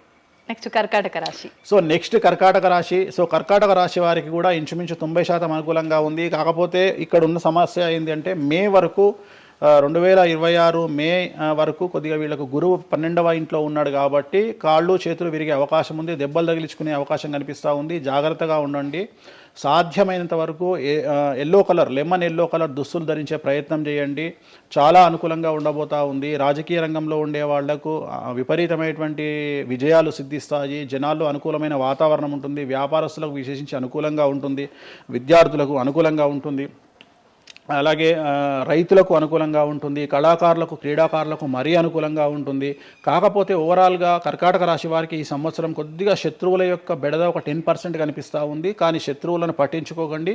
శని బలం వల్ల వాళ్ళు ఎంత ప్రయత్నాలు చేసినా, రాహు బలం వల్ల వాళ్ళు ఎంత ప్రయత్నాలు చేసినా మిమ్మల్ని ఎవరు ఏమీ చేయలేరు. సో మీరు చేయాల్సింది ప్రతి గురువారం నాడు లెమన్ ఎల్లో దుస్తులు ధరించే ప్రయత్నం చేయండి. అలాగే శ్రీకాళహస్తిలో గురు దక్షిణామూర్తి వద్ద గురువారం నాడు గురుహోరలో గురువుకు అంటే దక్షిణామూర్తికి అష్టోత్తర పూజ చేయించుకోండి. అలాగే పసుపు రంగు పువ్వు ఏదైనా ఉంటే అక్కడ నుండి తెచ్చుకొని ఇంట్లో పెట్టుకోండి, మీకు అనుకూలమైన ఫలితాలు ఉంటాయి. అంటే శని వీళ్ళకి ఫేవర్గా ఉన్నాడు అంటే శని వీళ్ళకి చాలా ఫేవర్గా ఉన్నాడు, రాహు ఫేవర్గా ఉన్నాడు, కేతు ఫేవర్గా ఉన్నాడు, మే నుండి గురువు కూడా ఫేవర్గా ఉంటాడు. అది ఉన్న చిన్న చిన్న ఇబ్బందులకు కూడా ఏమైనా దానాలు అలాంటివి అదే మనం చెప్పిన ఎందుకు గురువు లెమన్ ఎల్లో కలరు గురువుకు దక్షిణామూర్తి సరిపోతుంది, ఇంకా అవసరం లేదు, దానాలు అవసరం లేదు. మరి తదుపరి రాశి సో నెక్స్ట్ సింహరాశి. సింహరాశికి ఈ సంవత్సరం అష్టమ శని నడుస్తూ ఉంది. గురువు వ్యతిరేకమైన ఫలితాలు, రాహు కేతువు చాలా నెగిటివ్గా ఉన్నారు. సో ఇంచుమించుగా 4 గ్రహాలు వ్యతిరేకమైన దిశలో ఉన్నాయి. అష్టమ శని అంటే తల్లికి ఆరోగ్యపరమైన ఇబ్బందులు ఉంటాయి, మానసికమైన ఇబ్బందులు ఉంటాయి, శారీరకమైనటువంటి అనారోగ్య సమస్యలు ఉంటాయి, అలాగే ఆర్థికపరమైన ఇబ్బందులు, న్యాయపరమైన చికాకులు ఉంటాయి. జాగ్రత్తగా ఉండండి, నలుపు రంగు దుస్తులకు దూరంగా ఉండండి. విద్యార్థులకు సమస్యలు, ఉద్యోగస్తులకు సమస్యలు, వ్యాపారస్తులకు సమస్యలు, ఈడీ కేసులు, పోలీస్ కేసులు, బ్యూరోక్రాట్స్కు సిబిఐ కేసులు, రైతులకు పంటల దిగుబడిలో నష్టము, కళాకారులకు క్రీడాకారులకు వాళ్ళ అవకాశాలను ఇతరులు దక్కించుకునేటువంటి అవకాశం కనిపిస్తూ ఉంది. స్త్రీలకు భార్యాభర్తల మధ్యన గొడవలు. సో ఓవరాల్గా సింహరాశి వారికి ఏ రంగంలో వారైనా సమస్యలు కనిపిస్తూ ఉన్నాయి. అష్టమ శని ప్రభావం కనిపిస్తూ ఉంది కాబట్టి నలుపు రంగు దుస్తులకు దూరంగా ఉండండి. తీరు నల్లార్ శనీశ్వర ఆలయంలో ప్రత్యేకమైన శని పూజను నిర్వహించుకోవడం ద్వారా సమస్యల నుండి గట్టెక్కుతారు. ఓకే. సో నెక్స్ట్ కన్యారాశి.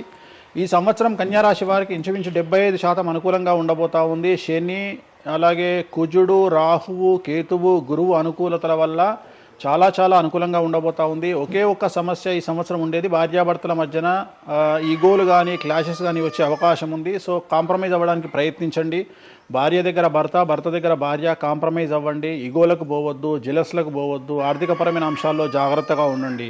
విద్యార్థులకు అనుకూలత కనిపిస్తూ ఉంది, రాజకీయ నాయకులకు అనుకూలత కనిపిస్తూ ఉంది, వ్యాపారస్తులకు, కళాకారులకు, క్రీడాకారులకు విశేషమైన యోగం లభించబోతూ ఉంది. న్యాయస్థానాల్లో పనిచేసే వాళ్లకు, న్యాయ సంబంధమైన వృత్తిలో ఉండే వాళ్లకు అనుకూలమైన ఫలితాలు ఉండబోతూ ఉన్నాయి. స్త్రీలకు విశేషించి అనుకూలంగా ఉండబోతూ ఉంది. సో ఈ సంవత్సరం కన్యారాశి వారికి పూర్తిగా అనుకూలమైనటువంటి ఫలితాలు కనిపిస్తూ ఉన్నాయి. వీరు చేయాల్సినటువంటి రెమెడీ, సోమవారం నాడు రుద్రాభిషేకాన్ని శివాలయంలో నిర్వహించండి, సమస్యల నుండి గట్టెక్కుతారు. సో నెక్స్ట్ తులారాశి. తులారాశి వారికి షష్టమ స్థానంలో శని కనిపిస్తూ ఉన్నాడు. కాకపోతే గురువు విపరీత రాజయోగాన్ని ఇవ్వబోతా ఉన్నాడు. వీళ్ళకి గురు బలము మరియు దైవ బలం అనుకూలంగా ఉండడం వల్ల మీ జీవితాన్ని కొత్తగా ప్రొజెక్ట్ చేసుకునేటువంటి అవకాశం మీకు దేవుడు కల్పిస్తూ ఉన్నాడు. ముందుకు వెళ్ళే ప్రయత్నం చేయండి. చాలా కొత్తగా మిమ్మల్ని మీరు ఆవిష్కరించుకునే ప్రయత్నం చేయండి. మిమ్మల్ని మీరు కొత్తగా సమాజానికి చూపించుకోండి. దానివల్ల మీ ఆలోచనలు మార్చుకోండి. చాలా గొప్పగా థింక్ చేయండి, గొప్పగా కలలు కనండి, వాటిని సాకారం చేసుకోండి. గురువు అనుకూలంగా ఉన్నాడు. కాకపోతే కుటుంబంలో పెను సంచలనం జరిగే అవకాశం కనిపిస్తూ ఉంది. 6వ స్థానము భాగ్యానికి మరియు శత్రుత్వానికి కారకుడు కాబట్టి శని వల్ల సంచలనం జరిగే అవకాశం ఉంది. విద్యార్థులు, ఉద్యోగస్తులు, వ్యాపారస్తులు, కళాకారులు, క్రీడాకారులు, రైతులు, అలాగే రాజకీయ నాయకులు ఎవరైనా సరే వాళ్ళ జీవితంలో ఏదో ఒక పెను సంచలనం జరిగే అవకాశం కనిపిస్తూ ఉంది. నలుపు రంగు దుస్తులకు దూరంగా ఉండండి. తీరు నల్లార్ శనీశ్వర ఆలయంలో ప్రత్యేకమైన శని పూజ నిర్వహించడం ద్వారా సమస్యల నుండి బయటపడతారు. నెక్స్ట్ వృశ్చిక రాశి. వృశ్చిక రాశి వారికి అర్ధాష్టమ శని వెళ్ళిపోయింది. శని, గురువులు అనుకూలంగా ఉన్నారు, రాహు, కేతువులు అనుకూలంగా ఉన్నారు. కళాకారులు, క్రీడాకారులు, ఉద్యోగస్తులు, విద్యార్థులు, వ్యాపారస్తులు, రైతులు, రాజకీయ నాయకులు, స్త్రీలు, అన్ని రంగాల వారికి పూర్తిగా 100కి 100% అనుకూలంగా ఉన్నటువంటి రాశి వృశ్చిక రాశి. పూర్తి స్థాయిలో విశాఖ 4, అనురాధ 1, 2, 3, 4, జ్యేష్ఠ 1, 2, 3, 4, 9 పాదాల వారికి విశేషించి రాజయోగంగా భావించాల్సి ఉంటుంది. మే వరకు విపరీత రాజయోగం కనిపిస్తూ ఉంది. మే తదుపరి కూడా అనుకూలమైన ఫలితాలను పొందుతారు. కాబట్టి వీరికి ఎటువంటి రెమెడీసు, ఎటువంటి పూజలు అవసరం లేదు. చాలా గొప్పగా కళలు కనండి, మీకున్నటువంటి కళలను సాకారం చేసుకోండి. మీకు ఎటువంటి రెమెడీస్ కూడా అవసరం లేదు. నెక్స్ట్ ధనుస్సు రాశి. ధనుస్సు రాశి వారికి అర్ధాష్టమ శని నడుస్తూ ఉంది. అర్ధాష్టమ శని అనేటువంటిది డబ్బులను అధికంగా ఇచ్చి ఆ డబ్బుల ద్వారా సమస్యలు తెచ్చేటువంటి ఒక పరిస్థితి. అంటే డబ్బులు లేకపోతేనే సమస్యలు అంటారా? డబ్బులు ఉంటే కూడా సమస్యలు. డబ్బులు ఉన్నప్పుడు వాటిని మనం ఖర్చు చేసే విధానంలో సమస్యలు, వాటిని మనం ఎలా సమాజంలో ఖర్చు పెట్టబోతున్నామనే సమస్యలు ఏర్పడేటువంటి అవకాశం ఉంది. కాబట్టి మీరు ఇన్వెస్ట్మెంట్ చేయడంలో కానీ, అప్పులు ఇవ్వడంలో కానీ, ఎవరికైనా అప్పులు ఇవ్వడంలో కానీ, చిట్టీలు వేయడంలో కానీ, సహాయం చేయబోయేటప్పుడు కానీ జాగ్రత్తలు తీసుకోండి. ఎటువంటి పరిస్థితుల్లోనూ డబ్బులు ఎవరికి ఇవ్వవద్దు. సో ధనుస్సు రాశి వారికి డబ్బు పరంగా సమస్యలు ఏర్పడే అవకాశం ఉంది. రాక డబ్బులు వచ్చినాయి కాబట్టి తీసుకెళ్ళి వేరే వాళ్ళకి ఇచ్చి మోసపోయే అవకాశాలు కనిపిస్తూ ఉన్నాయి. ఈ ఒక్క విషయంలో ధనుస్సు రాశి వాళ్ళు జాగ్రత్తలు తీసుకుంటే విద్యార్థులకు, ఉద్యోగస్తులకు, కళాకారులకు, క్రీడాకారులకు, రాజకీయ నాయకులకు, స్త్రీలకు, వ్యాపారస్తులకు, రైతులకు, అన్ని రంగాల వారికి ఈ సంవత్సరం అనుకూలంగా ఉంటుంది. ఓన్లీ మీరు చేయాల్సిన రెమెడీ నలుపు రంగు దుస్తులకు దూరంగా ఉండండి. తిరునల్లార్ శనీశ్వర ఆలయంలో ప్రత్యేకమైన శని పూజ నిర్వహించడం ద్వారా సమస్యల నుండి గట్టెక్కుతారు. నెక్స్ట్ మకర రాశి వారికి ఈ సంవత్సరం చాలా అనుకూలంగా ఉంది. ఈ సంవత్సరం అండర్లైన్ చేయాల్సిన విషయం ఏమిటంటే మకర రాశి వారికి భార్యాభర్తల మధ్యన గ్యాప్ ఏర్పడేటువంటి అవకాశం ఉంది. గొడవలు వచ్చే అవకాశం ఉంది. ఈగోస్ వల్ల కానీ వేటి వల్ల అయినా సమస్యలు వచ్చే అవకాశం ఉంది. అది కాకుండా విద్యార్థులకు అనుకూలతలు ఉంటాయి, ఉద్యోగస్తులకు అనుకూలతలు ఉంటాయి, రైతులకు 2 పంటల దిగుబడి రాబడి ఉంటుంది. అలాగే రాజకీయ నాయకులకు సమాజంలో మంచి పేరు ప్రఖ్యాతులతో పాటు పదవులు సిద్ధిస్తాయి. రైతులకు 2 పంటల దిగుబడి రాబడి ఉంటుంది. వ్యాపారస్తులకు రూపాయికి 100 రూపాయల లాభం ఉంటుంది. స్త్రీలకు కోరుకున్నటువంటి ఫలితాలు ఉంటాయి. అన్ని రంగాల వారికి అనుకూలమైన ఫలితాలు మకర రాశి వారికి ఉండబోతా ఉన్నాయి. వీరు సోమవారం నాడు శివాలయంలో రుద్రాభిషేకం నిర్వహించుకున్నట్లయితే సమస్యల నుండి గట్టెక్కుతారు. సో నెక్స్ట్ కుంభరాశి వారికి ఏలినాడు శని చివరి అంకంలో ఉంది. చాలా సమస్యలు కనిపించబోతా ఉన్నాయి. కుటుంబంలో ఎవరిని తీసుకున్నా విద్యార్థులు, ఉద్యోగస్తులు, వ్యాపారస్తులు, కళాకారులు, క్రీడాకారులు, రాజకీయ నాయకులు, స్త్రీలు, ఉద్యోగస్తులు, బ్యూరోక్రాట్లు అందరికీ సమస్యలు ఉన్నాయి. వాహన ప్రమాదాలు, పోలీస్ కేసులు, కోర్టు కేసులు, ఆరోగ్యపరమైన ఇబ్బందులు, మానసికమైన ఇబ్బందులు, స్త్రీలకైతే థైరాయిడ్ సమస్యలు, పీసీఓడి సమస్యలు, గర్భసంచికి సంబంధించిన సమస్యలు, మానసికమైన ఇబ్బందులు బాధించే అవకాశం కనిపిస్తూ ఉంది. జాగ్రత్తగా ఉండండి. నలుపు రంగు దుస్తులకు దూరంగా ఉండండి. శనివార నియమాన్ని పాటించండి. సప్త శనివార వ్రతాన్ని పాటించండి. సప్త శనివార వ్రతం అంటే శనివారం నాడు శ్రీ వెంకటేశ్వర స్వామి వారికి సంబంధించినటువంటి వ్రతము. ఇది పుస్తకం మీకు మార్కెట్లో దొరుకుతుంది. తీసుకొచ్చుకొని 7 వారాల పాటు 7 శనివారాల పాటు చేయండి. సమస్యల నుండి గట్టెక్కుతారు. ఇక చివరిది లాస్ట్ది అనేటువంటిది మీనరాశి వారికి ఈ సంవత్సరం జన్మశని నడుస్తూ ఉంది. జన్మశని చాలా డేంజరస్గా ఉండబోతూ ఉంది. ఏ రంగంలో ఉండే వారికైనా ఈ సంవత్సరం సమస్యలు తప్పవు. ఆర్థికంగా, సామాజికంగా, న్యాయపరంగా, ఆరోగ్యపరంగా, వాహన ప్రమాదాలు అవ్వచ్చు, ఆర్థికపరమైన నష్టాలు అవ్వచ్చు, పోలీస్ కేసులు అవ్వచ్చు, ఇంట్లో తల్లిదండ్రులు ఒకళ్లకు ప్రాణగండాలు అవ్వచ్చు, భార్యాభర్తల మధ్యన గొడవలు అవ్వచ్చు. మరీ ముఖ్యంగా ఈ సంవత్సరం మీనరాశి జాతకులు ఉండేటువంటి ఇళ్లలో మగవాళ్లకు సంపాదన లేకుండా ఖాళీగా ఉండడం వల్ల ఆడవాళ్ళు మాత్రమే సంపాదించి, ఆడవాళ్ల ఉద్యోగంతో డబ్బులు సంపాదించి, ఆడవాళ్ళ అంటే భార్యల మీదనో, ఆడవాళ్ళ కూతుళ్ళ మీదనో, తల్లి మీదనో బ్రతికేటువంటి పరిస్థితి మగవాళ్లకు ఉండే అవకాశం ఉంది. కాబట్టి ఈగోలను చంపుకోండి. సో ఆడవారి మీద బ్రతకడానికి సిద్ధపడండి, కష్టపడండి, మానసికంగా సంసిద్ధులుగా ఉండండి. అంటే అలాంటి ఒక కండిషన్ ఈ సంవత్సరం ఉండబోతా ఉంది. ఈ ఒక్క సంవత్సరాన్ని కనుక మీరు దాటగలిగితే మీ జీవితంలో మంచి మంచి మంచి పొజిషన్లకు వెళ్తారు. సో నలుపు రంగు దుస్తులకు దూరంగా ఉండండి. రాత్రిపూట ప్రయాణాలు చేయకండి. వాహన ప్రమాదాలు జరిగే అవకాశం కనిపిస్తూ ఉంది. జన సమూహం ఉన్నటువంటి ప్రాంతాలకు వెళ్ళకండి. సో జాగ్రత్తలు తీసుకోండి. నలుపు రంగు దుస్తులకు దూరంగా ఉండండి. తిరునల్లార్ శనీశ్వర ఆలయంలో ప్రత్యేకమైన శని పూజ నిర్వహించడం ద్వారా సమస్యల నుండి బయటపడతారు. ఇప్పుడు ఈ రాశి ఫలాల్ని ఈ మధ్యకాలంలో చాలా మంది ఫాలో అవుతున్నారండి. ఇది అక్షరం అంటే పేరులో మొదటి అక్షరాన్ని బట్టి ఫాలో అవ్వాలా, లేదంటే డేట్ ఆఫ్ బర్త్ బట్టి వచ్చే రాశిని ఫాలో అవ్వాలా? ఇది పేరులో దాని సంబంధం లేదు. డేట్ ఆఫ్ బర్త్ ప్రకారం చూసుకోవాలి. రెండోది ఇది గోచారం, గ్రహచారం వేరు, గోచారం వేరు. ఇది జస్ట్ గోచారం ప్రకారం ఎలాగైతే మనము సౌరమానం ప్రకారము మనం చూసుకుంటామో అలా ఇది ఓన్లీ చాంద్రమానం ప్రకారము మీ నక్షత్రం ప్రకారం చూసుకోవాల్సిందే. మళ్ళీ వ్యక్తిగతమైన జాతకం వేరు. అంటే ఒక 3-4 రాశులు మినహాయించి అన్ని రాశుల వారికి కొంచెం ఇబ్బందికర పరిస్థితులే ఉన్నాయి. దానికి మీరు చెప్పిన రెమెడీస్ చేసుకుంటే సరిపోతుంది. ధన్యవాదాలండి, చాలా చక్కగా వివరించారు. ఓం నమో వెంకటేశాయ.